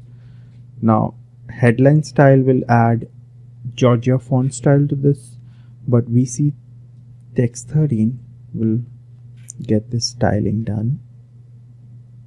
Now we need this before and after line styling, so we'll VC13 styling is this, copy this, and now we'll preview it. See, it's here. And now we'll build these columns. So we'll just go here, type in, select the column, and then we'll select 3 columns. And let's see, when we go back here, we need to add a icon, which is this one. So we'll just copy the SVG code from this website and put it. So for now, I'm just copying from here. So we'll just select the HTML, paste it. Then we have H3. So we'll just select this, paste it H3, and then and we would select small text. So we'll make this small, and then we have read more button, read more, and we will assign this to the same class that we've assigned to this button, so that it has the same effect. So we'll just go here and put it here and save draft, and let's refresh this and see how it, see the one column is here. Now we need to add this styling. If you go to the column, you will see we've added a class called services column. So we'll just do the same thing here, services column, and we'll copy the CSS code for services column, which is just these 4-5 lines, and paste it, and then we'll refresh it. See, it's here.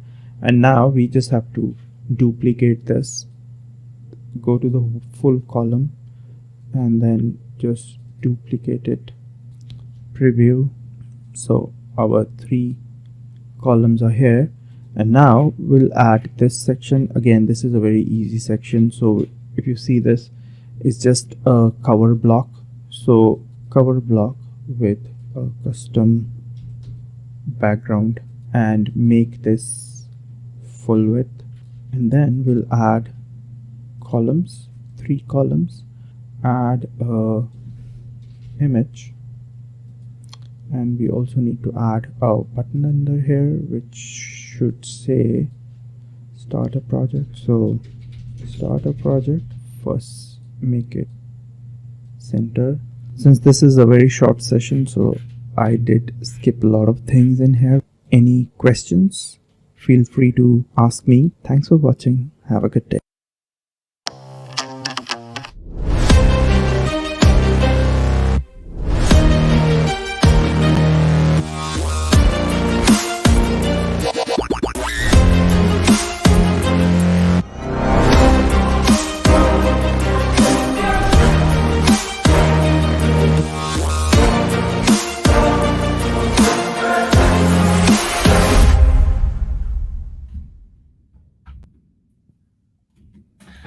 Welcome back, everyone. Thank you to all of our presenters here in Lightning Talks. I know that Lightning Talks can be a little difficult to get all that information in. So thanks for keeping it concise, but just jam-packed with information. So super helpful. If you do have any questions for our presenters, they're going to be joining us here shortly, I believe, and we'll go through some Q&A questions with them. So feel free to put those in the chat. Welcome, y'all. Happy to see everybody here. So if you have any questions for them, please put that in the chat, and we'll try to get it going. So Topher, first question for you. How do you help people see that their story is important and worth sharing? It usually involves a conversation, and I'm asking questions. People often, they don't see it. And I say things like, have you ever helped anyone in WordPress? Have you ever answered a question? One time gone to the support forums and answered a question, or stood with somebody at a meetup and they say, you know what, I don't know where to start. I don't know what I'm doing. They say, well, yeah, I've done that. I'd say, there you are, you're changing the world. And people don't think about how little things change the world, but it's the butterfly effect. One little thing changes everything, and you maybe change the direction of someone's life forever with that one answer. You don't know. And when people start to change their perspective about what they do and who they are, they start to realize that there's a story there. Topher, what's next for Hallway Chats? We've kicked around a couple of ideas. Just today, my daughter came to me with some ideas for Hallway Chats. Traditionally, it has had 2 hosts, and we've discussed having a variety of hosts so that it's not always just Kate and I. There will be guest hosts, and maybe some regulars. Maybe there'll be just 3 or 4 or 5 of us that rotate through. But we want to add that extra perspective. Get some people that aren't Americans or aren't white or whatever. Just to add that extra perspective. Generally speaking, it's not going to change a ton. It's going to stay a podcast. We're not going to get too crazy with it, but the content inside it will grow. Right on. Nestor, next question is for you. From a consumer standpoint, what should you expect from a developer on security? Like if you're hiring a developer to build your site, set it up and everything like that for you, is there a checklist before hiring a developer or company, anything like that you can recommend for us? That's a tough question. It's a challenge to wrap up all the security things about WordPress in a lightning talk and also in a QA as short as this one. But I've been in a roundtable some days ago with some CTOs of big companies, and we were talking about this very question, right? And the final conclusion was something like, we need more education. We need to go more to the developers' origin. For example, if you are learning in bootcamps or you are learning by yourself in other courses, or you are in the college or whatever, and we should go there and try to teach about security. So it's something difficult because it is not included right now in the education of the developing and so on. So we need right now this third party of security that try to analyze that everything is okay, right? So if you are talking about hiring a security company or something like that, there's nothing said. This is pretty. The cybersecurity came to the scenario now in these very last 2 or 3 years.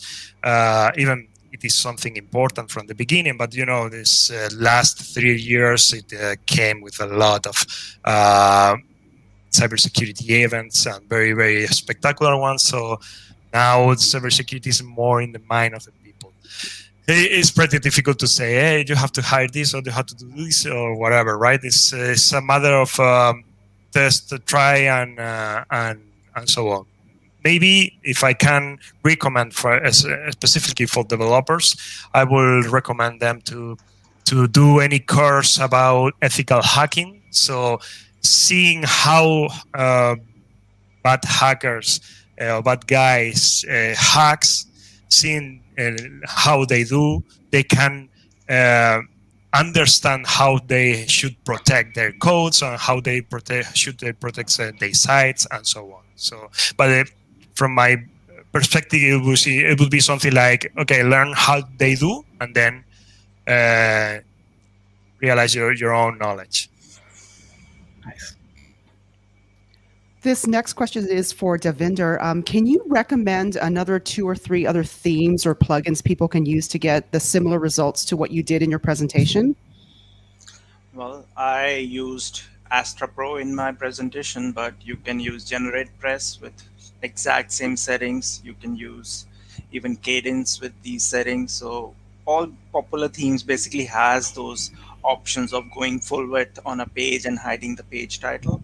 And coming to plugins, like if you don't want to use blocks or hate blocks, then you can easily build that kind of layout even faster without CSS, with little one eye closed and just one eye open with Elementor, Beaver Builder. Again, if you want to open both your eyes, then you have to use something like Oxygen, or there's a new thing called Bricks, Xeon. These are like newer infants in the room, while Beaver Builder and Elementors are adults who are already married and they've got kids. So. That's all.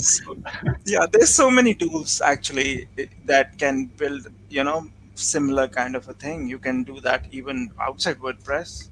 If you're using something like Teachable or Squarespace, they have similar kind of widgetized, experience. Like we are still getting into it. They already have it because they are not dependent on plugins and all that, because they can control their ecosystem. They can throw in what they want, not what user want. And that's the beauty of WordPress. Like here we can put in anything what we want, not what the ecosystem tells us to give in. Yeah, and that goes to Nestor's point about it's very easy to make your WordPress insecure, right? We can put in anything we want. Yeah, you can build your own garden, but the problem is in your garden you should have cats and dogs. Some people put in lions, so that's the problem. You go crazy.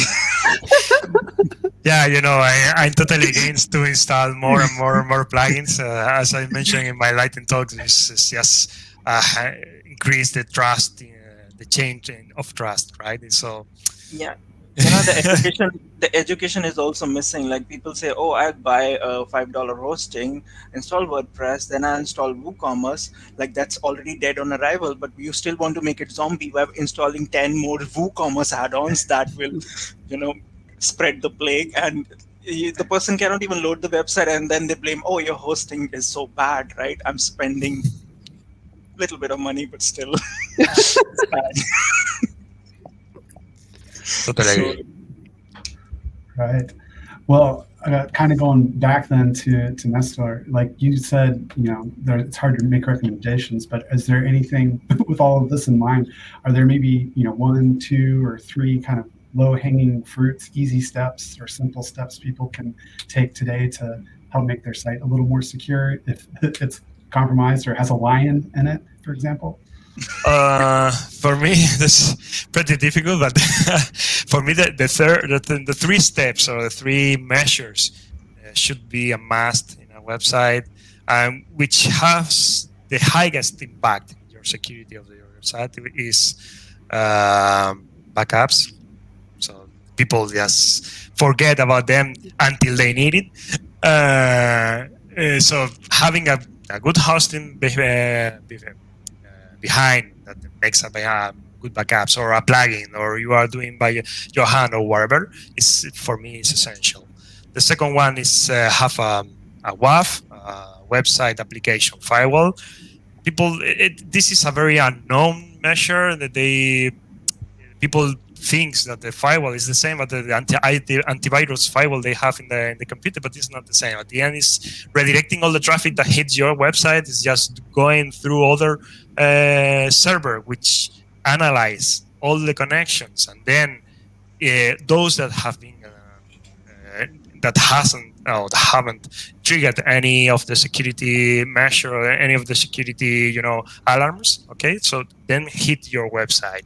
So doing this is something like using an umbrella when you are going out a rainy day. You're going using an umbrella, so it's the same. And the third one is update everything as soon as possible.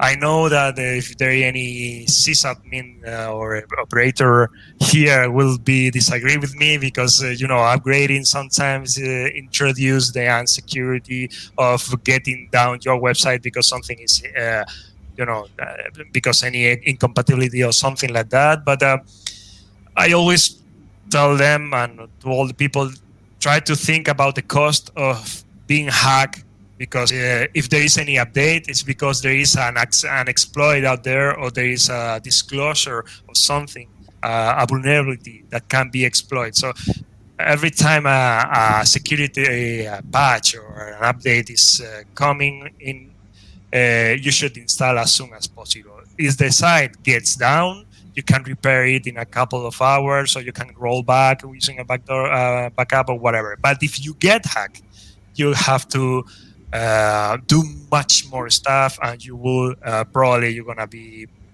spend a lot of time, but also a lot of money, because if there is users affected and you are in Europe and you have to fulfill the GDPR, or you are in other countries with a similar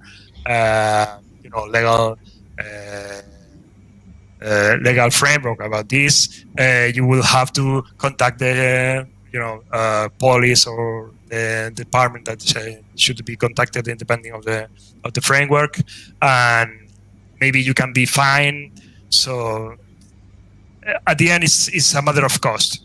What's the cost of having that site shut down? A bit of time, maybe a day if it is very hard, or having hack. So that's all my three measures: WAF, updates, and backups. Right on. Well, thank you. Just really quick before we go, because I think we have to wrap up, is how would each of you all, is there a way that everybody can reach out to you and contact you? Do you have a preference? Maybe we can kind of go in order of presenters. Topher? Yeah, you can find me personally at Topher1Kenobi on Twitter, at HeroPress on Twitter, and at Hallway Chats on Twitter. Right on. Esther? From me, I mean, I don't have a blog, I don't have anything, so you can find me in Twitter or LinkedIn if you want. Awesome. And you can find me on a website called ithewinder.com, which is I as in iPhone followed by Devinder. And if you love WordPress, then you can go to the wpweekly.com, which is one piece of WordPress information packed in a newsletter every Monday, India time morning. So Western world is sleeping. They all read it when they wake up Monday morning.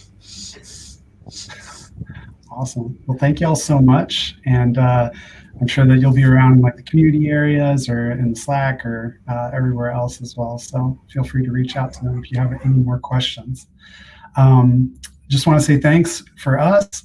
We want to reach out and say thanks to our global sponsors, Cloudways, Elementor, GoDaddy Pro, Green Geeks, Next Access, and Nexus, and Stratic.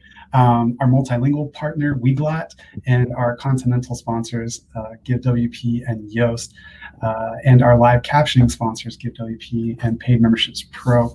Please be sure to visit their tents and chat with them. I will be in the Stratic tent in about an hour doing a demo, so if you want to come chat, that'd be great. And then you might even win some prizes. Don't forget to get your photo snapped in the photo booth brought to us by Content Journey and Stratic, and be sure to check out the swag bag too for details and gifts from our sponsors. Also, thank you to our media partners and micro sponsors. Y'all make our big orange hearts full. Thank you very much. Thank you all.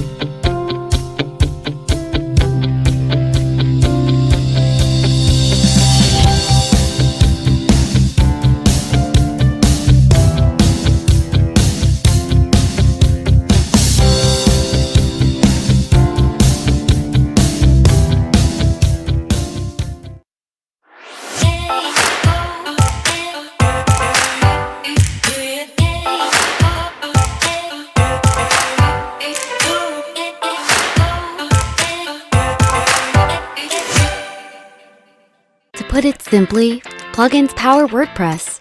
But when a plugin fails, so does your site. With fully managed WordPress hosting from Nexus, you get carefully curated plugins that will save you from having to search the plugin database to find the right tools. And you'll never have to worry about managing or updating plugins again. Start building a site that loads ultra fast with instant auto scaling, visual comparisons, plus automatic plugin updates and platform updates. With fully managed WordPress from Nexus, better is built in. Discover Weglot, the simple translation solution for your website. All you have to do is add Weglot to your website. Select the languages that you need, and that's it. Your website is now available in multiple languages.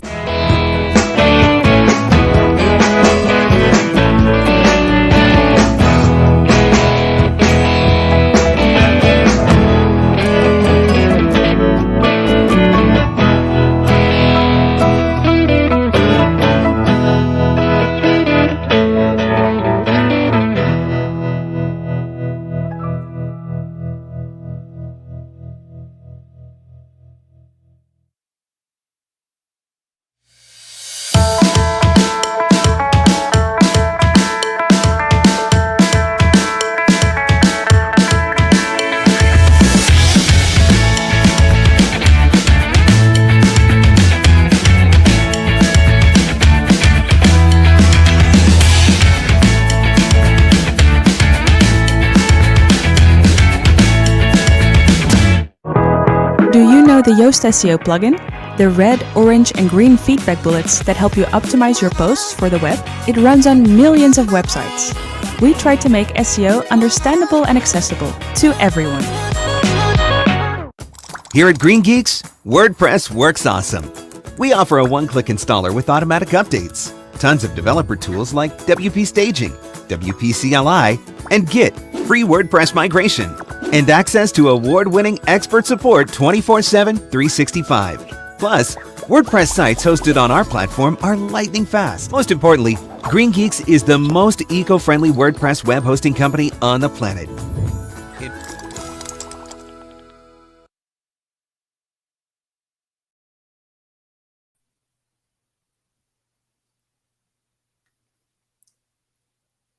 Hey, we cut to live so fast no one can even realize it. Hey, Ryan. Hey, welcome to WordFest. Great to see you. Let's just get this going. Let's kick it off. Welcome to WordFest. We're kicking off the North American continent of our 24 hours of celebrating the people, the technology, and the big orange heart of WordPress. WordFest not only delivers a festival, educational content, wellness, networking, awesome MCs before every session, but is really a fundraiser for Big Orange Heart. Please visit the donate link at any time to support the mission of our organization. So first up, we have on the stage Amanda Gorman with a topic that I'm sure is going to fascinate and make all of our lives better, chair yoga for remote workers. Amanda Gorman helps nonprofits and wellness-based businesses build thriving online communities. As a customer service manager at GiveWP, she works diligently each day to assist nonprofits in growing their communities and receiving more donations online to make a bigger impact in the world. As an SEO consultant, she's passionate about tending to the internet like a gardener would tend to their garden, so it can become a safe and fun place to connect again. Amanda uses her SEO superpowers to help her clients better understand their purpose, their audience, and how to reach their people. Amanda is in love with her husband, Casey, her 1-year-old Ronan, her nephew, Jackson, and their dog, Topanga, who all live together in Rochester, New York.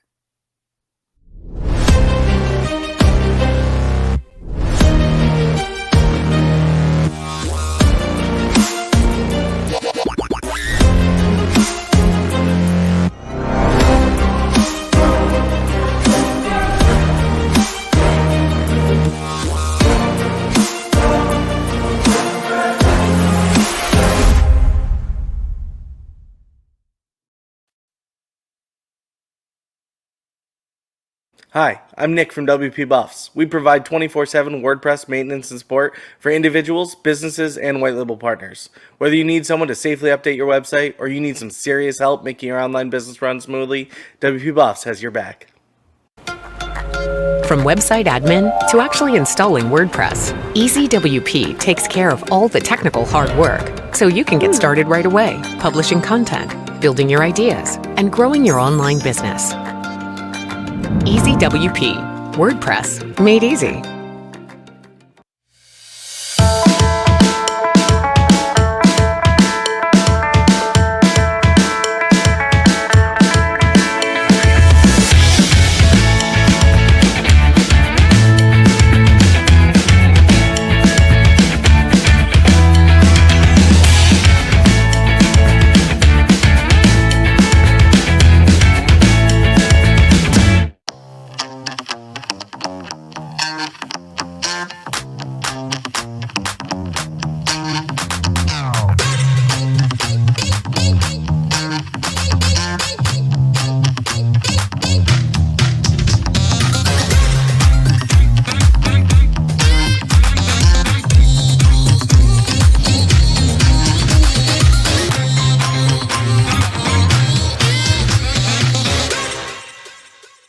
Discover Weglot, the simple translation solution for your website. All you have to do is add Weglot to your website. Select the languages that you need, and that's it. Your website is now available in multiple languages. To put it simply, plugins power WordPress. But when a plugin fails, so does your site. With fully managed WordPress hosting from Nexus, you get carefully curated plugins that will save you from having to search the plugin database to find the right tools. And you'll never have to worry about managing or updating plugins again. Start building a site that loads ultra fast with instant auto scaling, visual comparisons, plus automatic plugin updates and platform updates. With fully managed WordPress from Nexus, better is built in.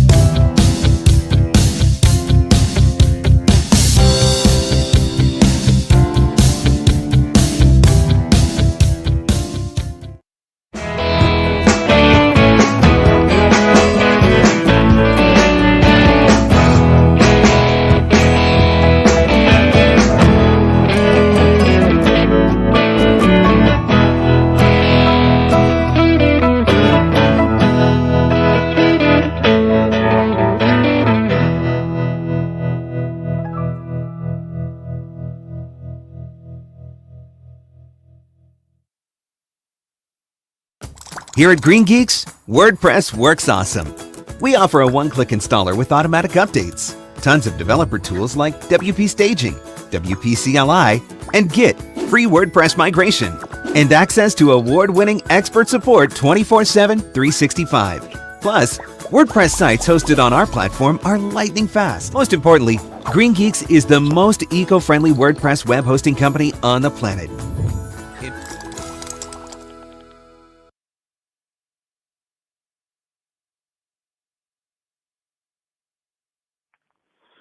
Hello, everyone, and welcome to Chair Yoga for Remote Workers. I'm Amanda Gorman, and I'm so glad that you're here with me. Thank you for joining and exploring something new during WordFest Live. I'm excited to show you some simple movements that you can take with you into your day-to-day to incorporate more movement into your work life. I believe that movement helps us to connect with our bodies more intimately, so that we're able to tap into what our daily needs are and ultimately get better focus and energy for our workday every single day. So feel free to take some time and get comfortable. I'm going to talk a little bit about our setup first before we dive in. So my chair has no arms and no wheels. That might look a little different for you. My normal work chair does have wheels and arms. So I do switch this out for my chair yoga practice because it's a little easier to move when I don't have the arms in the way, and I feel a little bit more grounded without the wheels underneath me. Now, that doesn't mean you can't practice with the chair that you're on if that's the case. Just keep in mind that you might be a little bit more mobile, and that might add an added layer of challenge for you, and that's okay.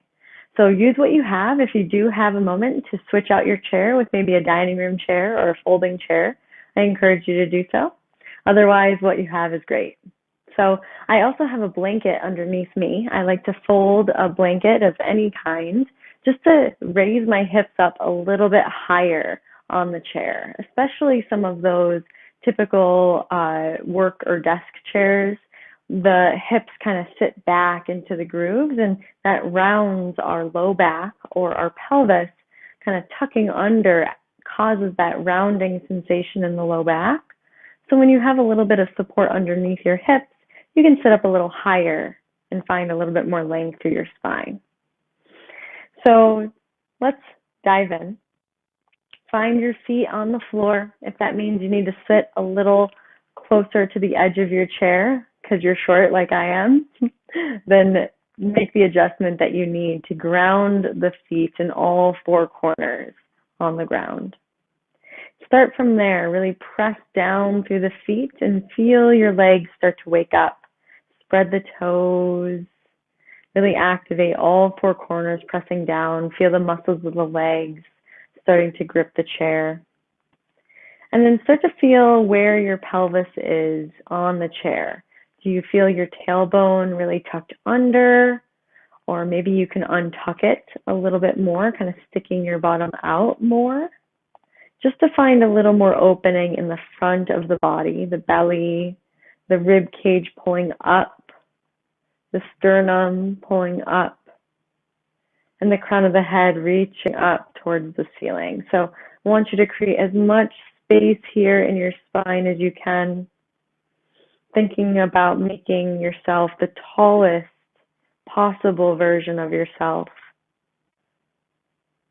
Finding more room between each vertebra of the spine, all the while still breathing.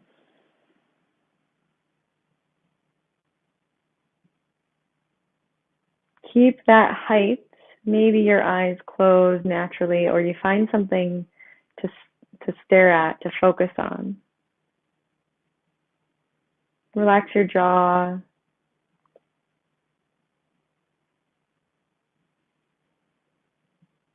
Reconnect with that grounding through the feet, through your chair.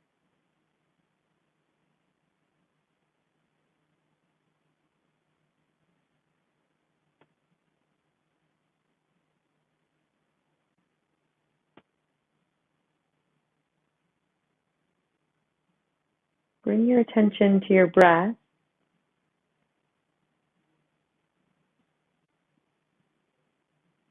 And see if you can make that breath a little bigger, lower in the body. Can we expand through the belly and the back, the sides of our body? Imagining that there's a balloon right in the center of your rib cage, expanding in all directions on your inhale. And contracting back towards the middle on your exhale. Keep that height in your spine that we started with.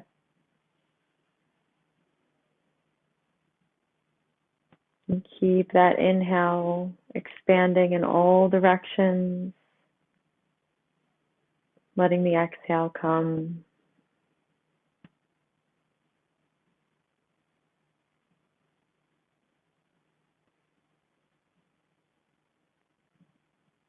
Now just start to let yourself come back to a more normal breath, letting go of control. Keep your posture and wiggle some fingers and toes. Blink your eyes open when you feel ready. You can also choose to keep your eyes closed if you prefer. All we're going to do is bring our chin down towards our chest. We're going to keep the spine exactly as it is. And all we're going to do is bring our chin over towards the left shoulder, looking over the left shoulder blade. And then bring it back down towards the middle and over to the right. Kind of just tracing your collarbones or your clavicle, going back and forth a couple times here at your own pace. Noticing if one shoulder wants to hike up a little higher than the other at any point. Trying to keep both shoulders down on the back.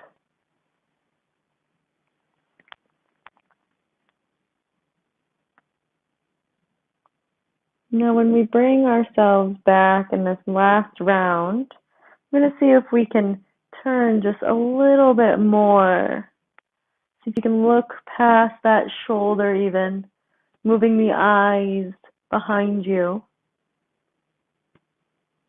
And come back, finish the other side.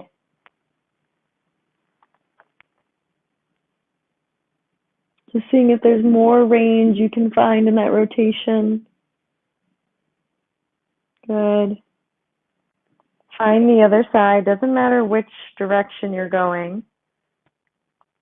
And this time, when we turn, we're going to start to tilt the head back to complete the circle. So I'm lifting my chin up towards the ceiling, rolling it over to the other shoulder, nice and slowly. So I eventually come to that same point of rotating to the neck, bringing the chin back down through the middle. And go that same direction again. This time tilting the head back.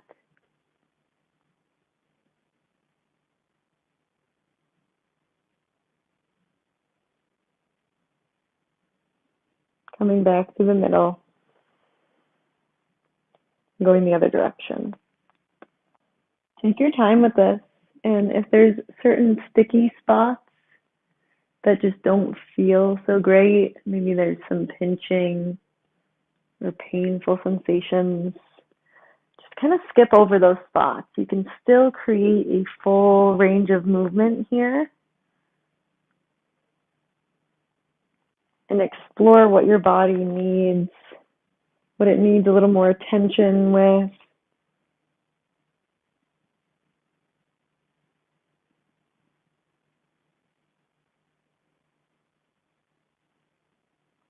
So to finish up your last round, bringing the chin to the chest, and start to lift the gaze.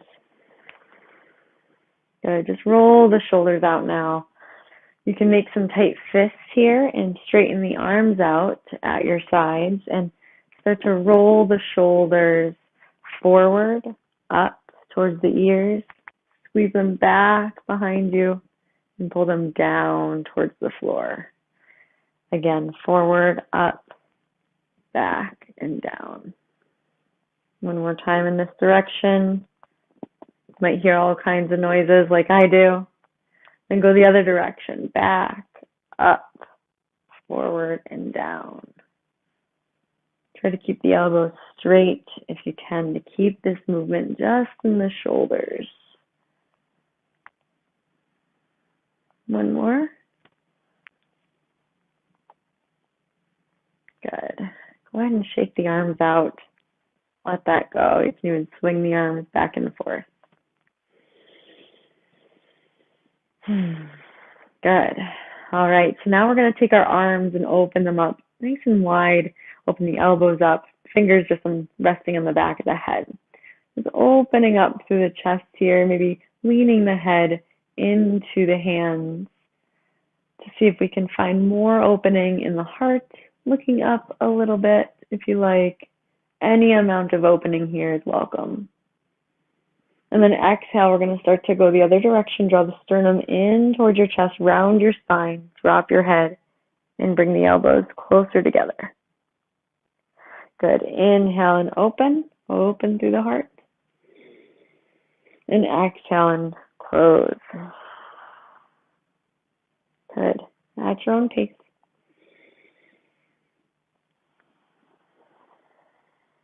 Really get the whole spine involved. Opening through the low back, untucking the tailbone, tucking the tailbone and rounding.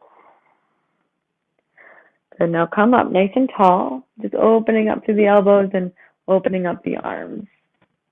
Spread the fingers nice and wide and aim your elbows out nice and long at your sides. Good, and then we're going to drop the forearms down like we're trying to high five somebody behind us. Good, and then pull those forearms back up. Try to keep the shoulders in place. We're not moving them too much. More moving through the bicep. Good. One more.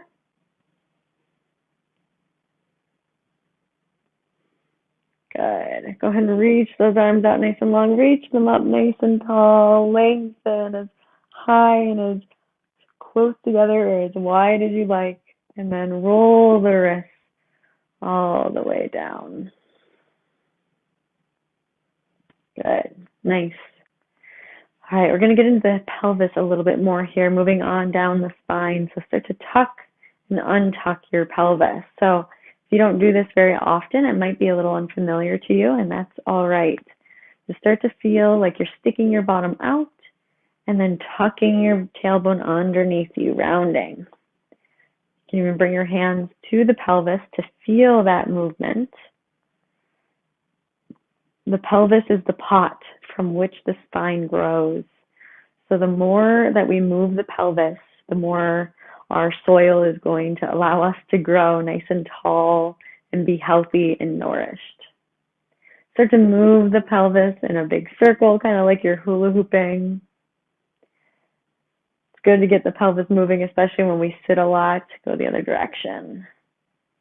Focus on moving the hips here, not just the spine, not just circling, right? But we're moving the bones in the pelvis. Good. We're going to start to move over to one side, just kind of sitting on the edge of your chair. If you're in one of those rolly chairs, just do your best to turn a little bit so you have more room for this leg back here to open up a little bit. So you're going to hold on to your chair in whatever capacity that you can, and we're going to ground down through the leg that's closest to the back of your chair. This other leg is going to start to come up onto the tippy toes and open up nice and wide and come in and see if we can kick it back any amount. Good, and then we're going to draw it in. So this is where it might get a little tricky. If you have an arm on your chair, it makes it a little easier to be able to really turn on your chair. So do your best. Just start to lift that leg. See if we can hover the toe, kick that leg back, and open it up and bring it forward. Good. Kick it back. This time bring it forward, bring it out, and kick the knee back. Good. One more time, kicking it back, bring it out, bring it in. Good. Nice. Now just start to walk yourself over to the other side, making any adjustments that you need.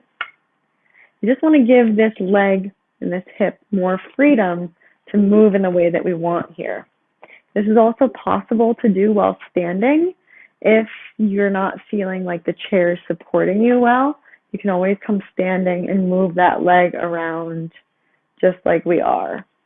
But for folks that just want to sit or that need to sit, I'm going to move that leg back, bring it in, move it out to the side, circle it back.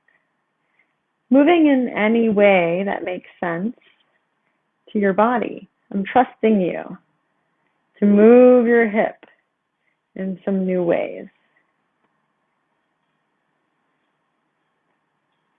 Trying to get this joint nice and healthy and strong. Finish up here. And then start to walk your feet back to center. Make any adjustments that you might need on your chair. Open the feet up a little bit wider, maybe as wide as your chair, wider. And then start to open the knees up and bring them in. Just another time or two like that. Good. And then heel toe your feet back together.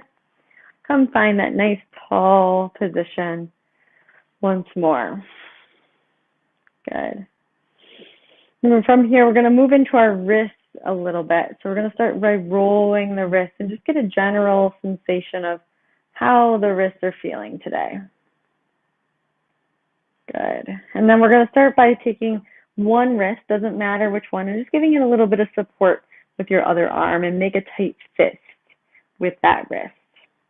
And we're going to start to lift the knuckles up towards the ceiling, point the knuckles down. Go back and forth and try to keep your forearm from moving. So that's what your hand that's holding your forearm is doing, supporting you. If you can really feel that end range in either direction, pointing really far down, finding that limit. And then we're going to start by making circles. Imagine that you've got a pen between your fingers and you're trying to draw a really big circle with just your wrist. without moving that form, so to go the other direction. That forearm might want to flip a little bit. I know mine does. Try to keep it level. Good. All right, go ahead and shake that wrist out. I like to do finger flicks, bringing the hands into fists and throwing the fingers away. Good. And do the other wrist. So bring that hand into a fist. Hold on to that forearm first. Point the knuckles down and up. Trying to create as many creases in either the top of the wrist or the bottom of the wrist here. And this sort of work is really wonderful for all of those of us that are on the computer many, many hours of the day. Our wrists need this kind of work. Helps create more stability, more strength in these muscles to ultimately protect us down the road. So start to move into those circles, and I already noticed my arm wants to get involved, but try to keep the arm still. And these little movements can be our pathway of just taking some time with ourselves in our day. A couple minutes goes a long way. Go the other side, the other direction. So use these mindful moments to bring yourself back home, back to yourself. Go ahead and shake that out. Allow yourself to just sit here for another moment. Feel all the things that you need to feel after that great work that you've done today. Be grateful for spending this time with yourself in this practice, and I'm certainly grateful for you and for spending this time with me. Enjoy the rest of the conference and happy WordFest. Thank you, thank you. Hi, I'm Nick from WP Buffs. We provide 24/7 WordPress maintenance and support for individuals, businesses, and white label partners. Whether you need someone to safely update your website or you need some serious help making your online business run smoothly, WP Buffs has your back. From website admin to actually installing WordPress, EasyWP takes care of all the technical hard work, so you can get started right away, publishing content, building your ideas, and growing your online business. EasyWP, WordPress made easy.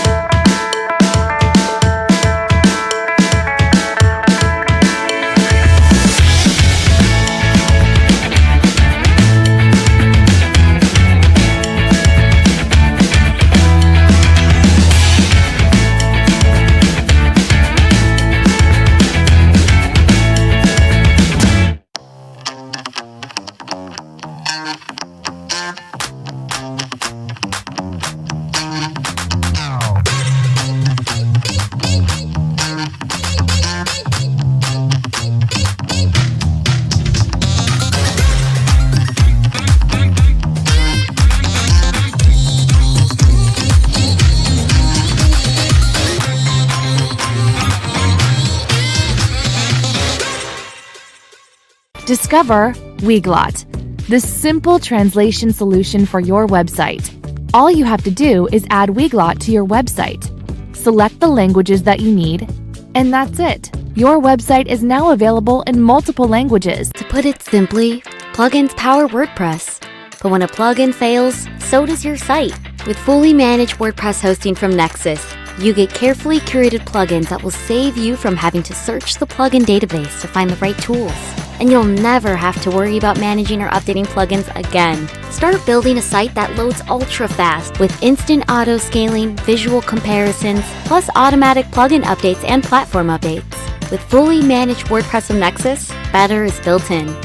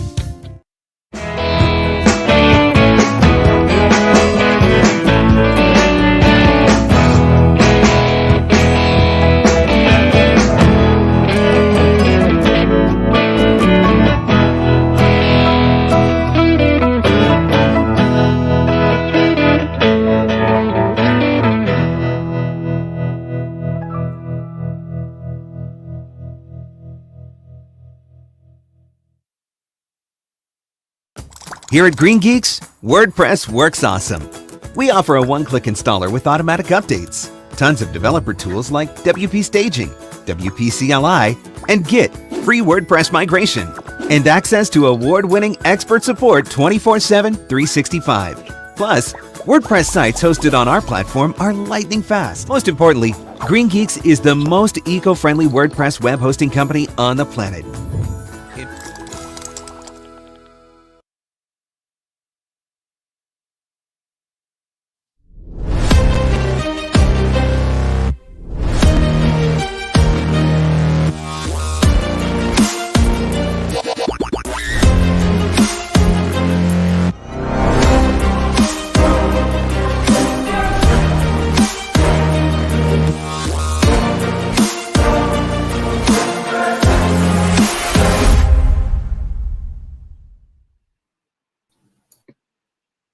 Hey, we're back live.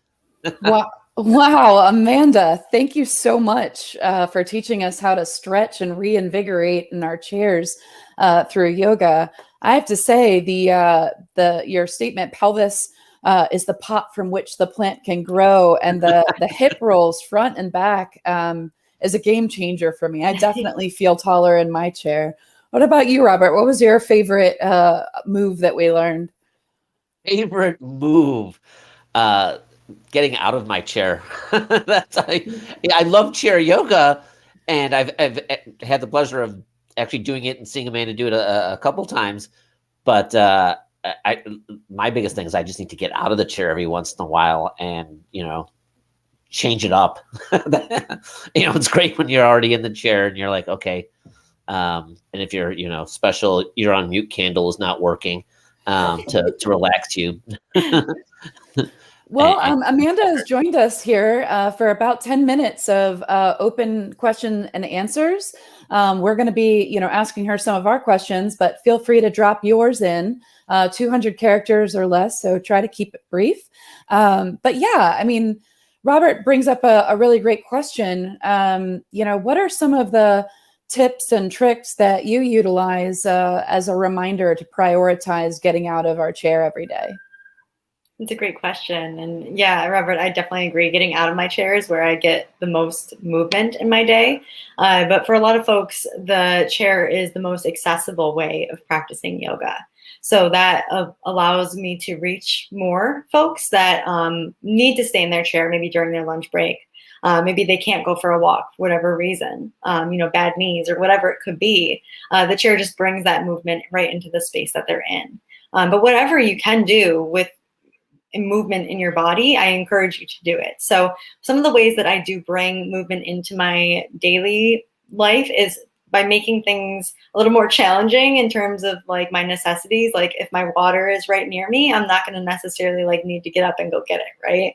So if I put it maybe further away from me in my room, I can actually remind myself that if I'm thirsty, I'm going to get up and actually maybe take a moment to stretch, to just feel how I'm feeling in my body, and maybe I'll refill that water. And then it kind of leads into some next steps of taking an actual break, rather than just doing something very short term, very small. Can turn into a bigger thing that's even 5 minutes. It doesn't need to take very long, but it can be a more fulfilling use of your time when you're trying to just take a break.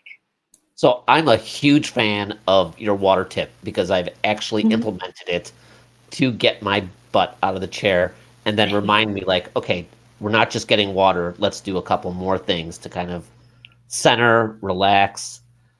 I'm laughing because I'm on the opposite end of that spectrum.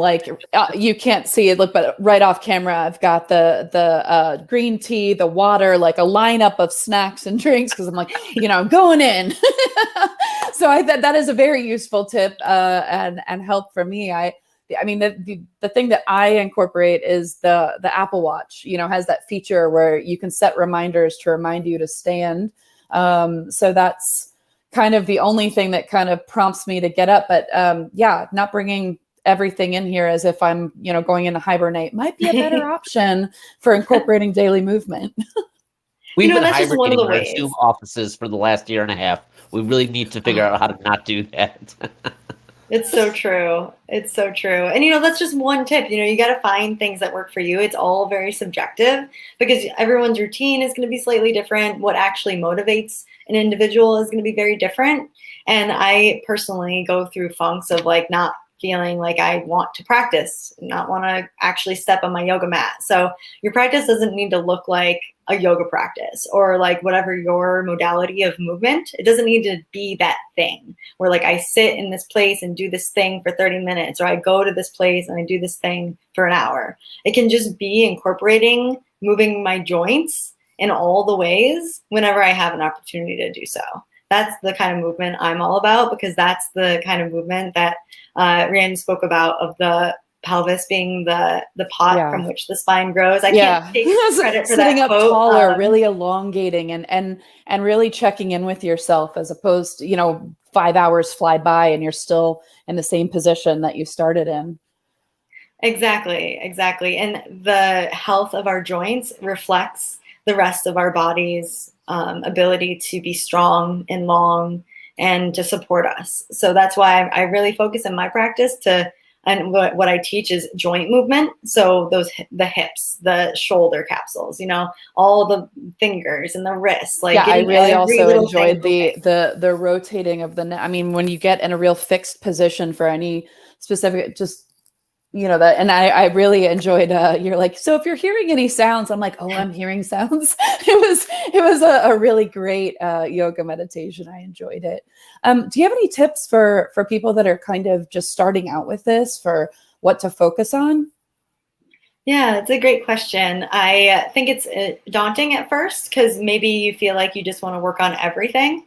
And I would encourage you to incorporate a practice that does maybe touch on a little bit of everything, and then find the parts of your body that are responding. Maybe like, oh, like, what is that? Like, that doesn't, I don't know how I feel about that. Like, there's a difference between pain and discomfort. And when you're getting into a movement practice, that layer of pain and discomfort is like right on top of each other.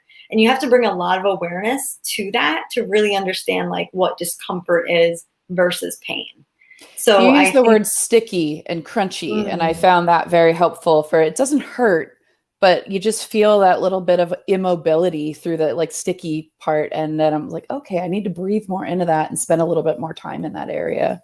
Exactly. So taking yourself through a full body practice of just moving all the joints, and that's some of what I like to share the most, because then you can kind of give yourself a full body experience. And then maybe for the next week, you dive into just shoulders or just neck, because you're like, wow, I'm really tight there. Yeah. So all the Rice Krispie noises that occur when I stand up from my chair can be mitigated, is what you're saying.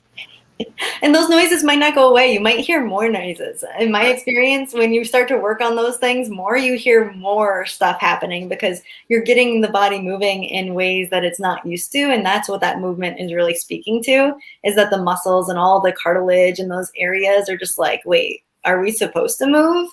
Oh, okay. Sure. Do you have any opinions on the, I'm sorry, go ahead, Robert. I was just going to say, you mentioned the water, but I do like the idea of trying to find triggers that make you think about how to, take that moment, and whether it's just breathing, centering, or actually doing, a bit of yoga, other tips, tricks, things for like maybe, versus a power nap, a power stretch. Yeah, I think the couple things came to mind. For me, emotionally, I noticed some trigger points, and that might be a little tough to bring to action in those moments, especially if you're feeling angry, frustrated, sad, or, disappointed by whatever's happening in your day. I would encourage folks to take those lower points, especially as a motivator, to get away from the desk and to go do something else, to go look at something else, go move your body in a different way, and just kind of get a fresh lens, really, perspective. And movement is a great way of like clearing that out and getting into that state of newness. Awesome. I was wondering if you had any opinions on standing desks, if you felt that was a helpful way to incorporate, movement or, feelings one way or the other. Yeah, it absolutely is. It kind of is a double-edged sword, though, because once you continue to do more of anything, it's going to have impacts, positive and negative. So more sitting we do, there's going to be negative consequences to it. The more standing we do, there's other consequences on our joints, like our feet, our ankles, and our knees, and then hips ultimately follows up the body. So balancing between the two, like sitting, standing, if you're standing and also moving around a little bit, I've seen people with like the treadmill underneath their desk or the bike even, or a yoga ball that you're sitting on and bouncing on. Movement is what's key. The stagnation that we find in remote work is where we get stuck and where we start to lose connection with our body and all the other things that happen because of that. Yeah, I think you really helped even further ground a point that you made throughout the video, but just in asking that question in your response, which is it's not about more movement, it's about variety of movement. So yeah, even if you're a standing desk, sure, but if you're standing the same way, doing the same thing, which is typically how I incorporate things.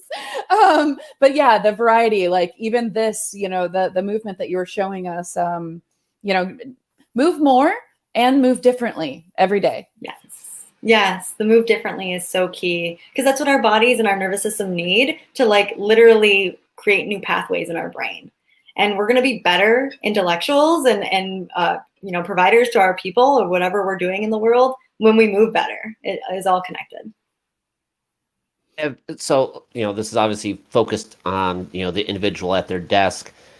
Have you recommended or found people doing sort of maybe scheduled, like almost like, this is going to be my mindfulness accountability hour, and I'm going to have 2 other people in the room, and we're all just going to keep quiet?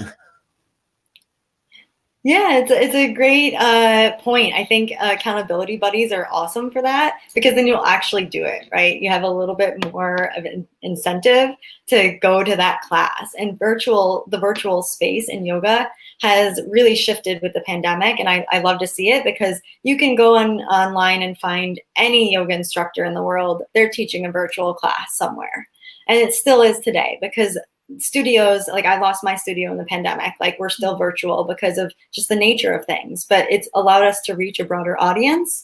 And I think that accountability helps online because I can practice with somebody like my coworker in California, where I maybe wouldn't have offered something like that before.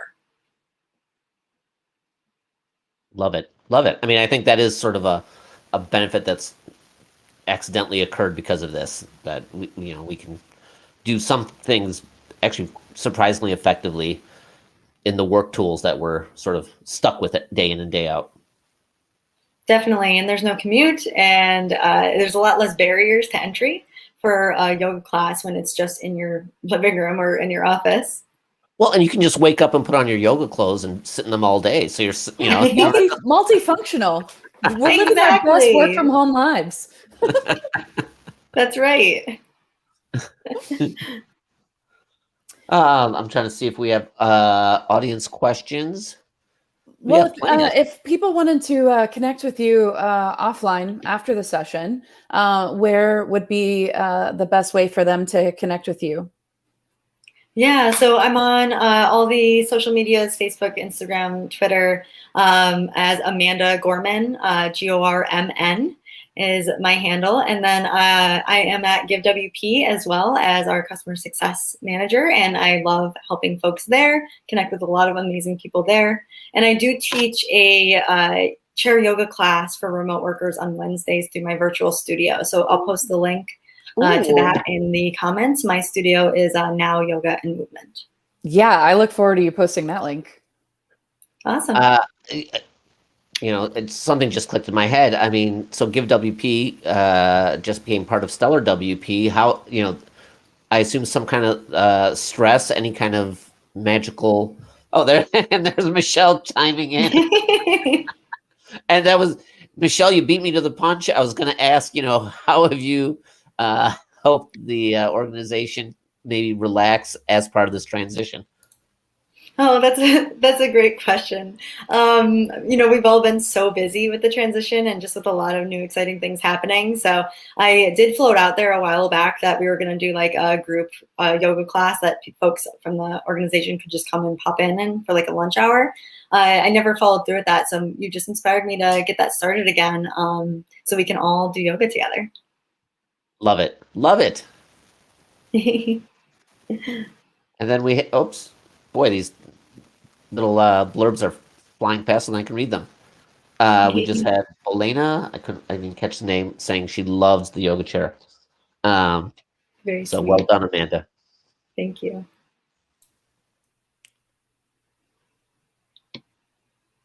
So I don't think that we have any further questions. Thank you again, Amanda, so much for your time. I think we're all looking forward to you sharing your link so we can join you next Wednesday. Wonderful. I love it.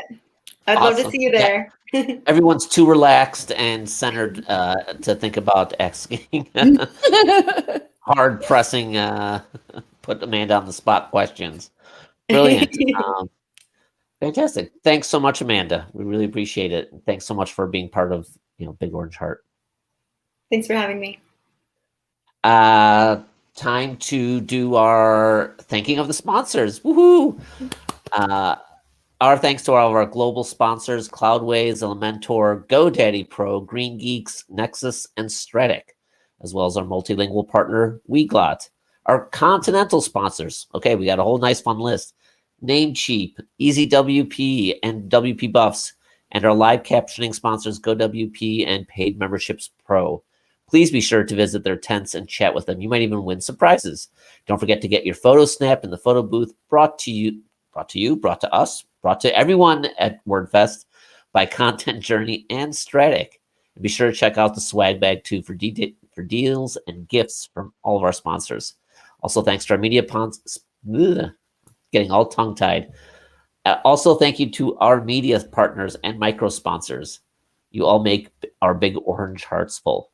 See you back here in 10 minutes.